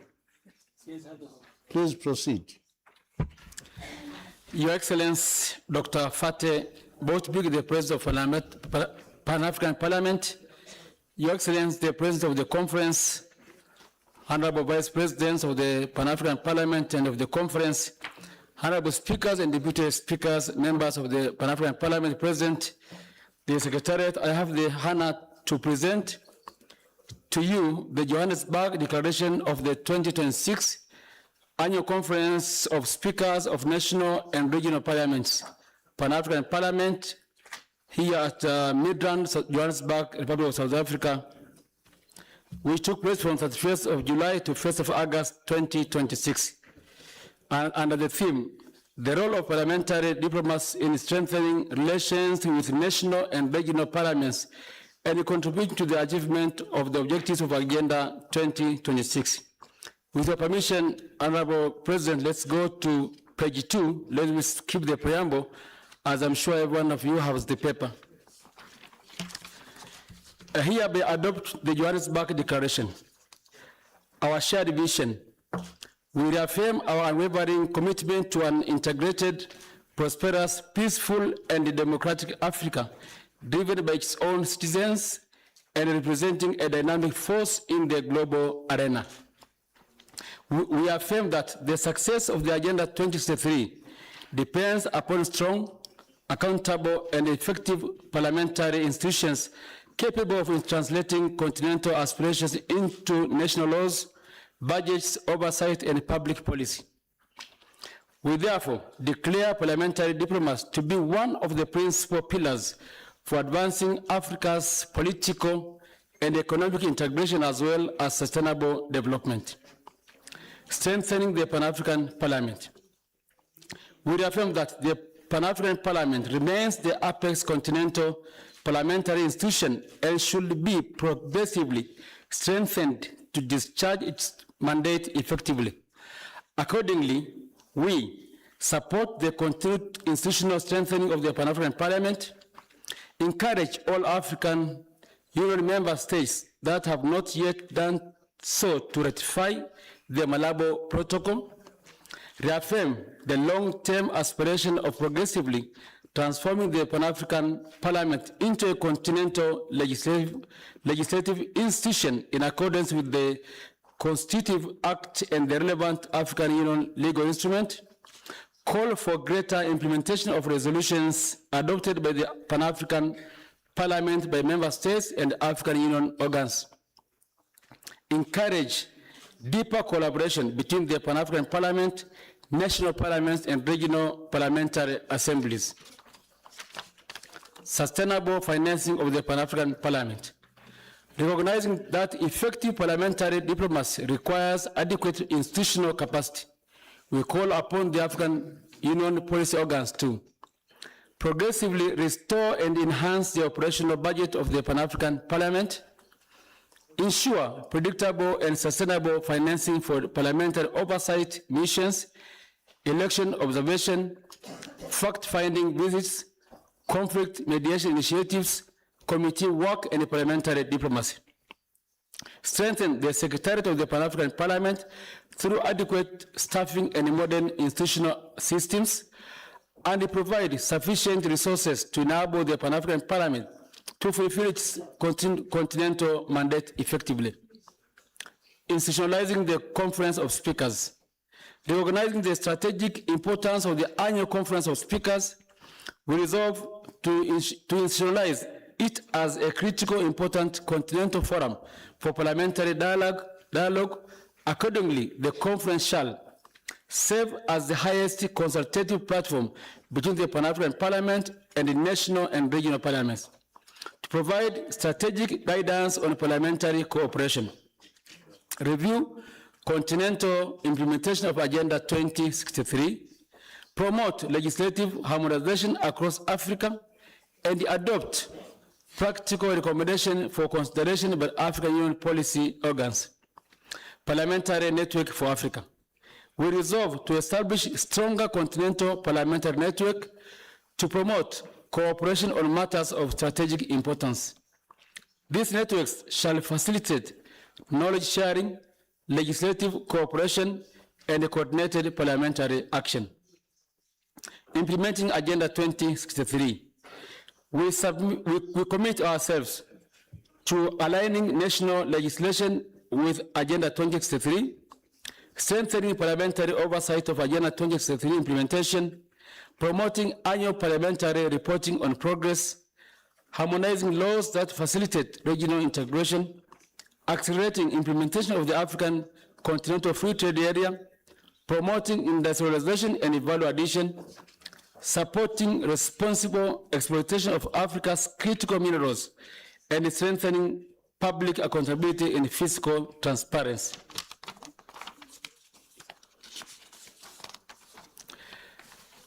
Contribute through coordinated parliamentary diplomacy to the achievement of Agenda 2063's flagship programs, including the African Continental Free Trade Area, the Inga Dam Project, the Silencing the Guns Initiative, and the Single African Air Transport Market, and advocate for the domestication and implementation through national legislative processes. Advance the ratification and domestication of key African Union instruments, including the Malabo Protocol, the African Continent Free Trade Area Agreement, the African Charter on Democracy, Elections and Governance, and the African Charter on Human and People's Rights, identifying parliamentary champions and clear timelines for each priority instrument. PAP model laws. We further commit to promote the dissemination, consideration, and domestication of Pan-African Parliament model laws within our respective national legislative frameworks, taking into account national constitutional processes and legislative priorities. Encourage relevant parliamentary committees to examine Pan-African Parliament model laws and recommend appropriate legislative action to facilitate harmonization of laws across the African continent. Present progress report at future annual Conference of Speakers on measures taken by the national parliaments to consider, adapt, and enact Pan-African Parliament model laws, including challenges encountered and best practices identified, with a view to promoting peer learning and accelerating legislative convergence across Africa. Peace, security, and democratic governance. We undertake to strengthen parliamentary diplomacy in preventing conflict, supporting mediation, and promoting democratic governance. Accordingly, we condemn unconstitutional changes of government, terrorism and violent extremism, hate speech, xenophobia and Afrophobia, all forms of discrimination, and gender-based violence. We reaffirm that Africa's diversity remains one of its greatest strengths, and that dialogue should always prevail over division. Women and youth. We reaffirm that no society can achieve sustainable development while excluding women and young people. We therefore commit ourselves to strengthening legislation protecting women and girls, eliminating gender-based violence, increasing women's representation in leadership, expanding opportunity for youth employment and entrepreneurship, investing in quality education outcomes, and supporting innovation and digital skills. Africa's economic future. We affirm that Africa possesses sufficient human and natural resources to finance its own transformation. We therefore call for greater domestic resource mobilization, prudent debt management, improved governance of natural resources, greater investment in science, technology, and innovation, stronger infrastructure connectivity, and the gradual self-financing of African Union institutions. Strengthening participation in the Pan-African Parliament. Recognizing that the effectiveness and the legitimacy of the Pan-African Parliament depend upon the active participation of member states and their parliamentary delegations. We pledge to facilitate the full participation of our respective parliamentary delegations in all ordinary and extraordinary sessions of the Pan-African Parliament, ensure the timely designation and replacement where necessary of members of the Pan-African Parliament in accordance with the PAP protocol and the rules of procedure. Encourage members of the Pan-African Parliament to participate actively in plenary, committee meetings, caucuses, bureau activities, and other official programs of the Parliament. Promote regular engagement between members of the Pan-African Parliament and their respective national parliaments to strengthen accountability, improve coordination, and ensure that continental parliamentary deliberations inform national legislative processes. Support the allocation of adequate financial and administrative resources to enable members of Pan-African Parliament to discharge their continental responsibilities effectively. Implementation. We request the President of the Pan-African Parliament to transmit this declaration to the Assembly of Heads of State and Government of the African Union, the Executive Council, the Permanent Representative Committee, the Chairperson of the African Union Commission, regional economic communities, regional parliamentary bodies, national parliaments of all African Union member states, the African Peer Review Mechanism, the African Development Bank, the African Continental Free Trade Area Secretariat, and other relevant continental institutions. We further request national parliaments to prepare an annual implementation report on the commitments contained in this declaration for reporting and consideration at future Conference of Speakers.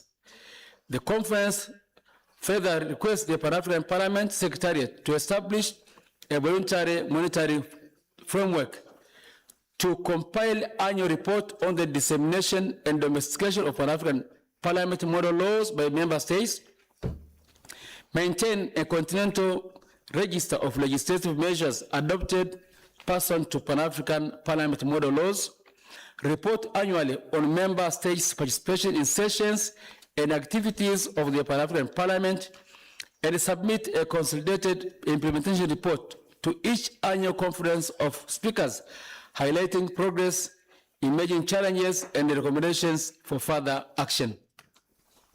The conference further resolved that implementation of this declaration shall become a standing agenda item at every future annual Conference of Speakers to enable the review of progress, exchange of best practices, and adoption of additional measures where necessary.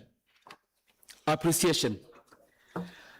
We express our profound gratitude to the government and the people of the Republic of South Africa for hosting the Pan-African Parliament Speakers Conference and for the warm hospitality extended to all delegates. We commend the President and the Bureau of the Pan-African Parliament for their leadership in convening this conference and for their continued efforts to strengthen the role of the Pan-African Parliament as the parliamentary organ of the African Union. We commend the President and the Bureau of the Conference for effectively and successfully presiding over the conference. We thank the African Union Commission, AUDA, NEPAD, the African Peer Review Mechanism, the African Continent Free Trade Area Secretariat, the United Nations Economic Commission for Africa, Dr. Donald Kaberuka, and all resource persons partners, and stakeholders for their valuable contribution to the deliberations of the conference. Conclusion. We depart from Johannesburg with the renewed conviction that parliamentary diplomacy must become a defining feature of Africa's governance architecture. We firmly believe that Africa's renaissance will not be realized by declaration alone, but by transformative leadership, effective people-centered legislation, transparent and accountable governance, and stronger, mutually beneficial cooperation among our parliamentary institutions. Inspired by the ideals of Pan-Africanism and the aspirations of Agenda 2063, we pledge to work together to build a peaceful, prosperous, integrated, and democratic Africa. Adopted in Johannesburg, the Republic of South Africa, this first day of August 2026. I submit. Thank you very much, Honorable Silo, as the rapporteur, representing also his colleague on my right. If there are no objections to the communique, I put the question that this communique be adopted. Adopted. The acclamation was a bit low. Can you do it again? That's much. Thank you very much. We leave the communique in the hands of our PAP president for action in terms of the implementation paragraph. I now call upon, where is that?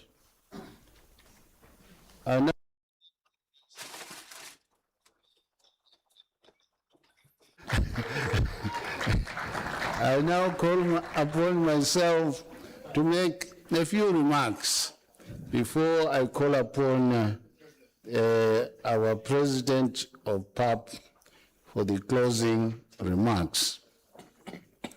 On a point of order. On a point of order, yes. I wish to call upon myself to thank heartily the Bureau President, Jacob Nzida Milimo Mudenda, Speaker of the Republic of Zimbabwe, for his able and apt handling of our conference. Thank you very much. Shukran jazilan. I am humbled. Through your cooperation, we have been able to make up for time. We're supposed, according to the program, to finish at 5. Now we are finishing at lunch hour, and exactly 10 minutes before the actual lunch time of 13:30.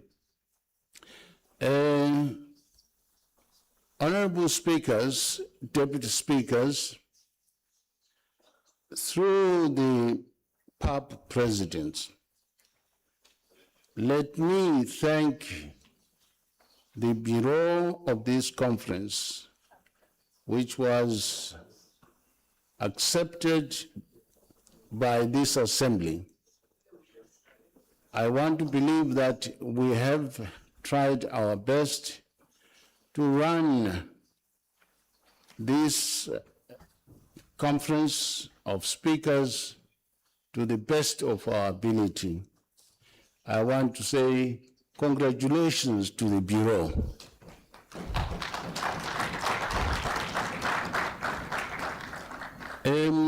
I have a few suggestions as your chair.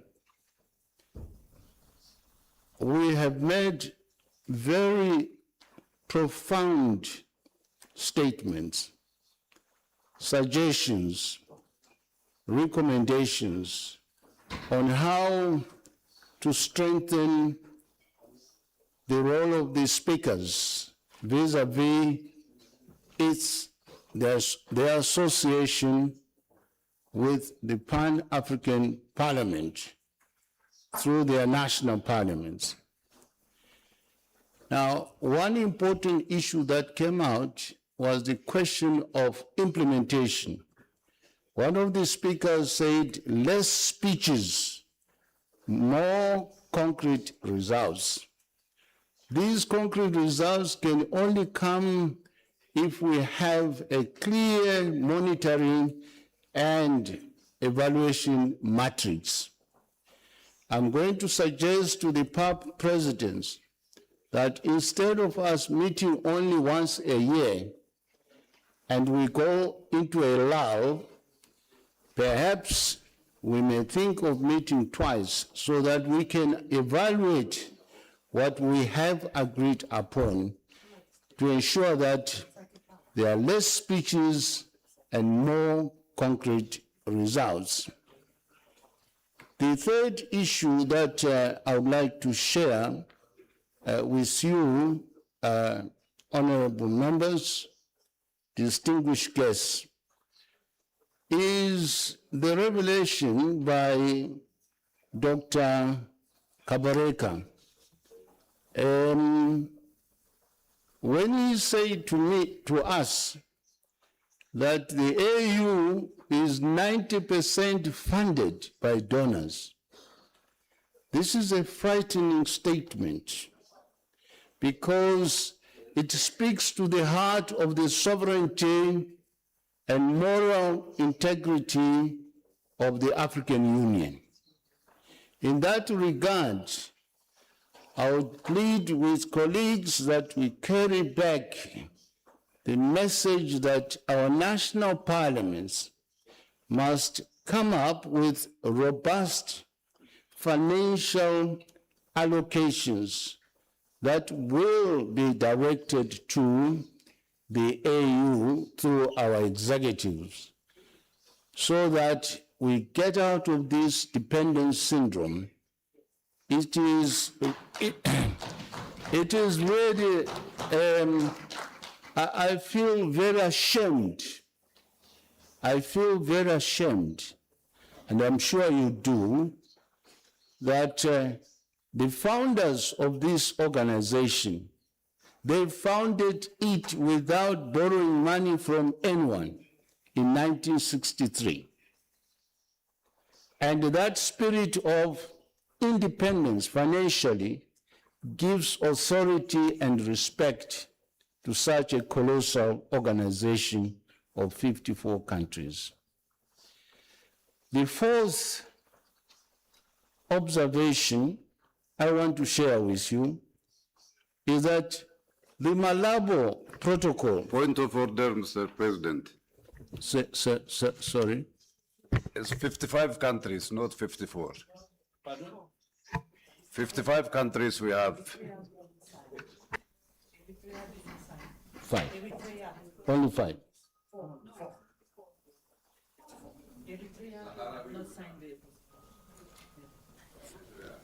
Your correction was 5 countries. 55 countries have signed Malabo Protocol. No.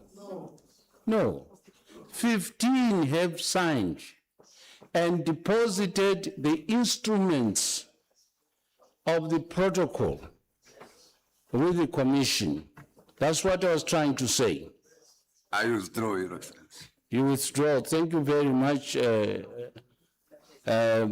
Honorable First Vice President.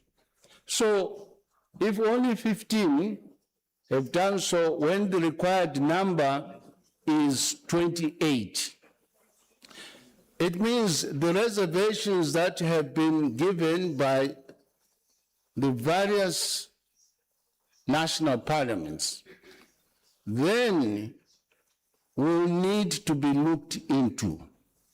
and probably ensure that we amend to satisfy those parliaments that have got serious reservations on sovereignty and financial implications as the protocol stands now.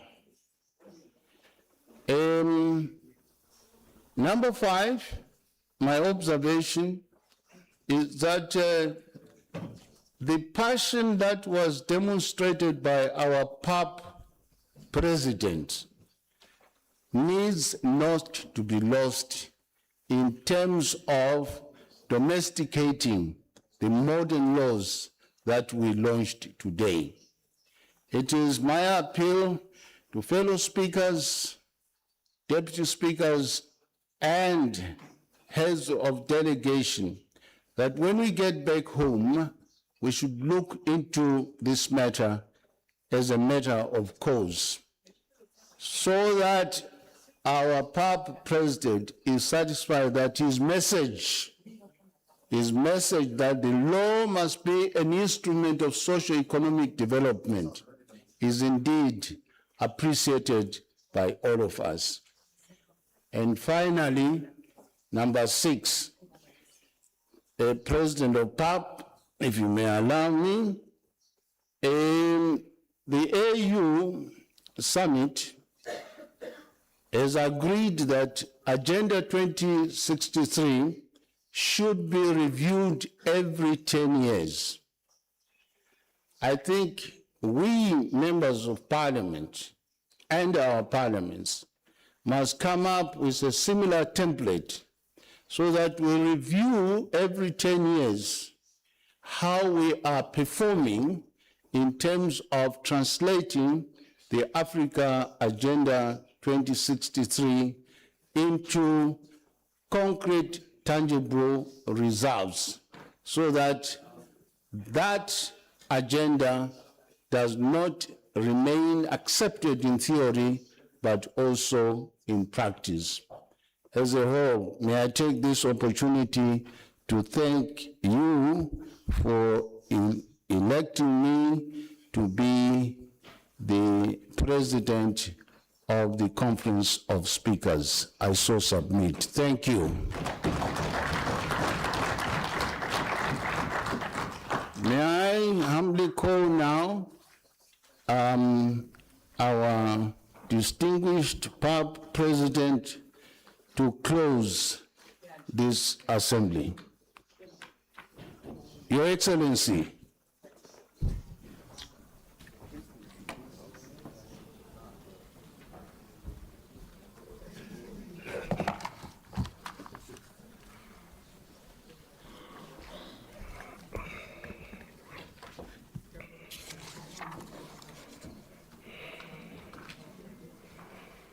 بسم الله الرحمن الرحيم. أصحاب السعادة والمعالي الأفاضل، السيدات والسادة رؤساء. Ladies and gentlemen, distinguished presidents of national and regional parliaments, and representatives of parliament, distinguished members of the Bureau, dear colleagues, dear MPs, Honorable President of the PAP, distinguished colleagues and members of the Pan-African Parliament.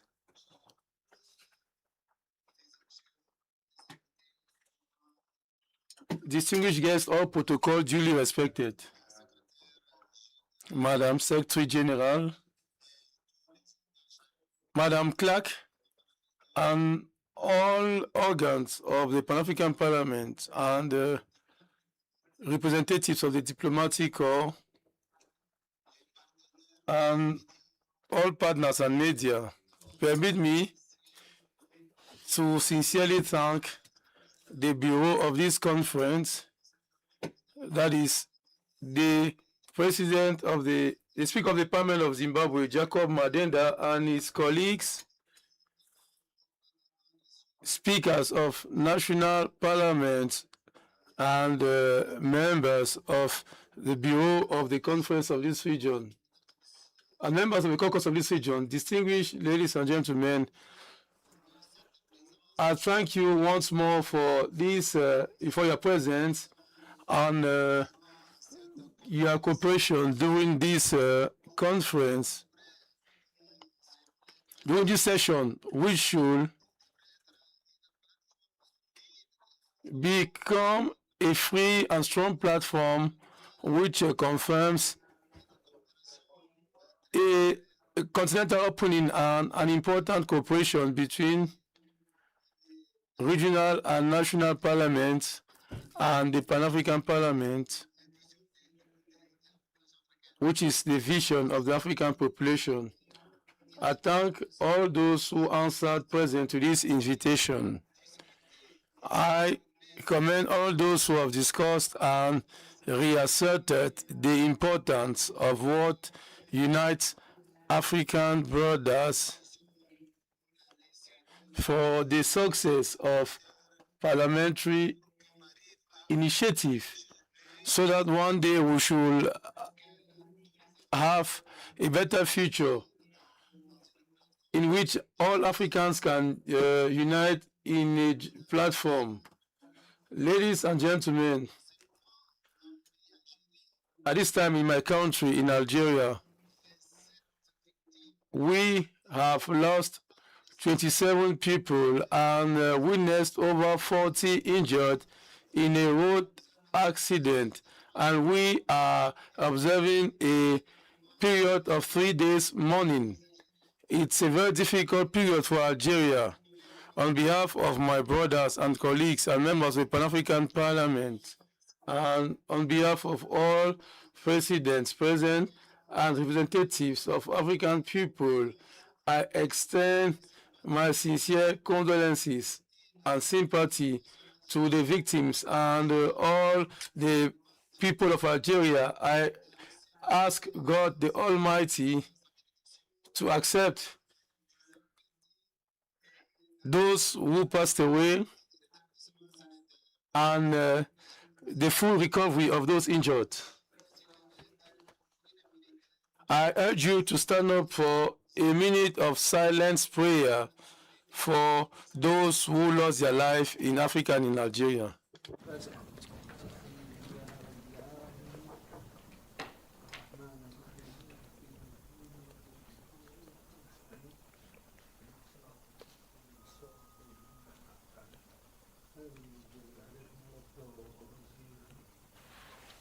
شكرا. رحم الله. Thank you. May the Almighty bless the victims and protect us from danger on the African continent. As we come to the conclusion of the Conference of Speakers of National and Regional Parliaments, I'd like to say that I closely followed the intervention of the chair from Zimbabwe, who recommitted to organize or to encourage holding at least 2 such conferences per annum to promote the interest of our parliaments.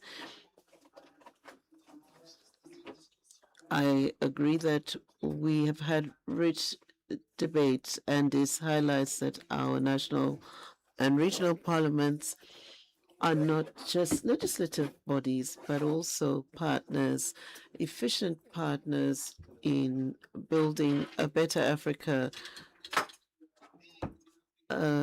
Africa which is free, an Africa which is at peace, an Africa which is promoting dialogue, an Africa which is democracy. We have contributed a great deal to humanity, and we need to see our populations benefiting from this. We want to see greater democracy, greater development. And as we've discussed throughout this meeting, we have seen that there's strong commitment for a better life for our people. This can only be done through partnership, through exchange, as we seek the best interest of our citizens. As the Pan-African Parliament, we commit to building interparliamentary cooperation with national and regional parliaments to build stronger partnerships to promote this parliamentary diplomacy that we have discussed. It has been a pleasure to see this positive atmosphere, and as we have had our discussions, we have put aside our divisions and sought to build unity and brotherly cohesion. It's very important to create a dialogue, a platform for dialogue and exchange, so that each country and each region can come together so that we can have better results on the continent. But our partnerships need to grow stronger. We need, as the Pan-African Parliament, to work together with national and regional parliaments, all of us coming together on the African continent as parliamentarians. And this strengthens our initiatives, and this will, in the end, strengthen the African Union as a whole.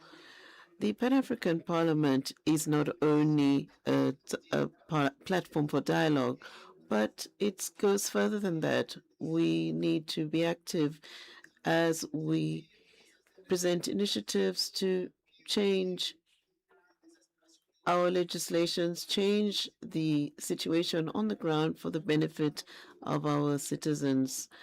We shall be working towards strengthening partnerships with different organizations as well as the national and regional parliaments.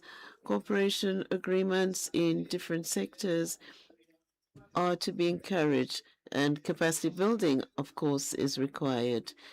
I would like to say that we have come to a new dawn as far as interparliamentary cooperation between the Pan-African Parliament, the regional and national parliaments, and the recommendations that have been made, we will commit to implement them in the furtherance of the aspirations.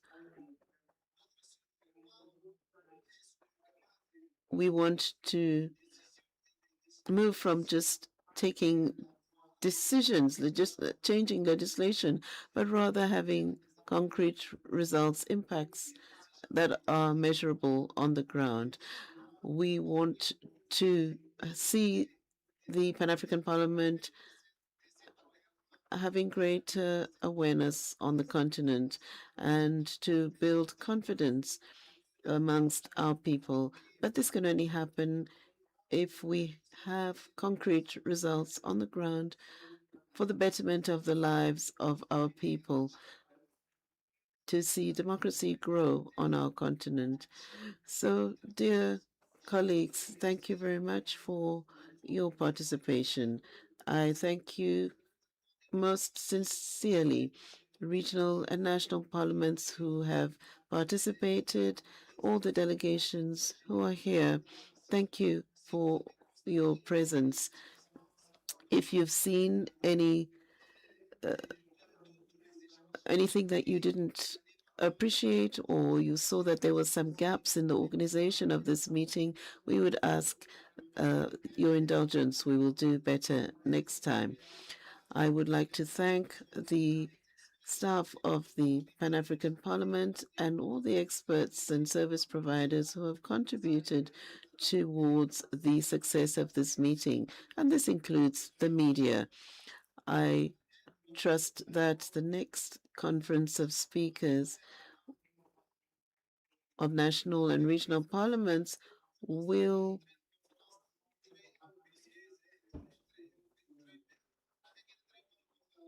be better organized. We will learn from this one and continue to improve.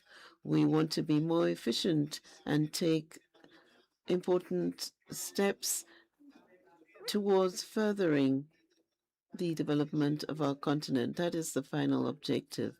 So let me appeal to you. As an African, I call upon you, my African colleagues, to promote African exchange and cooperation. We want to ensure that our work continues, that it doesn't just stop here. The momentum must continue as we build partnerships, as we strengthen our relationships. And this is how we will reflect the legacy left to us by the founders of the African Union. The next generation needs to see that we have done what we should have to contribute to a better future for them. So may you all return safely to your homes. May Africa, long live Africa, Africa that is united and strong, an Africa that speaks with one voice, which is a peaceful continent. And with that, I thank you. Mr. President,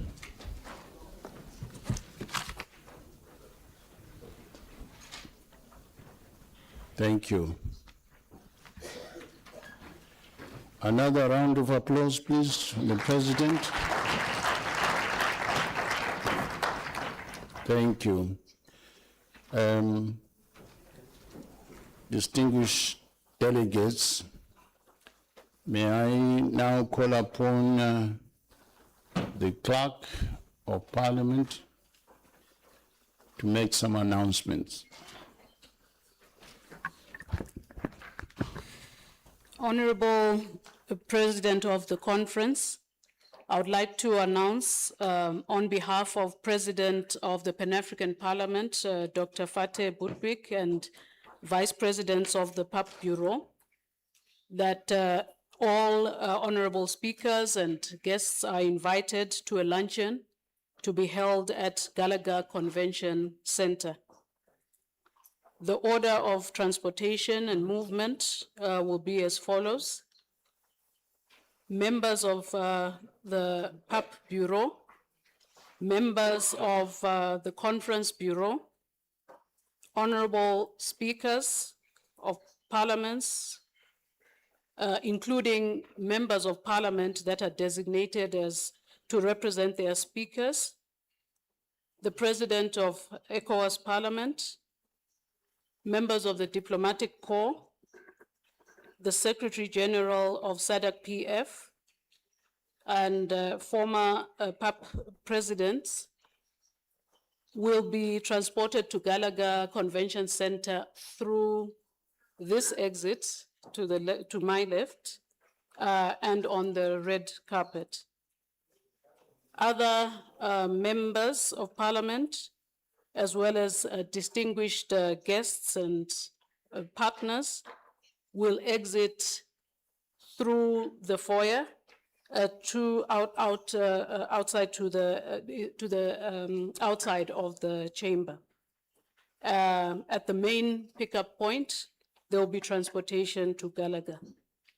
We would also like to request PAs of all speakers to confirm the itineraries of their respective speakers with our protocol, and would like to announce that transport will be available at Radisson Hotel 24 hours for all delegations to be transported to the airport.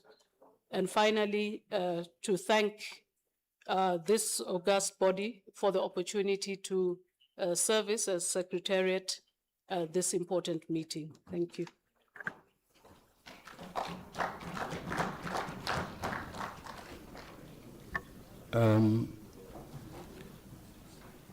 Your Excellency, the President of PAP, this brings to the close our conference meeting. A Honorable members, can you take your seats? Yes, thank you. And the session closes with the African Union anthem, for which we shall all stand and respect. Thank you.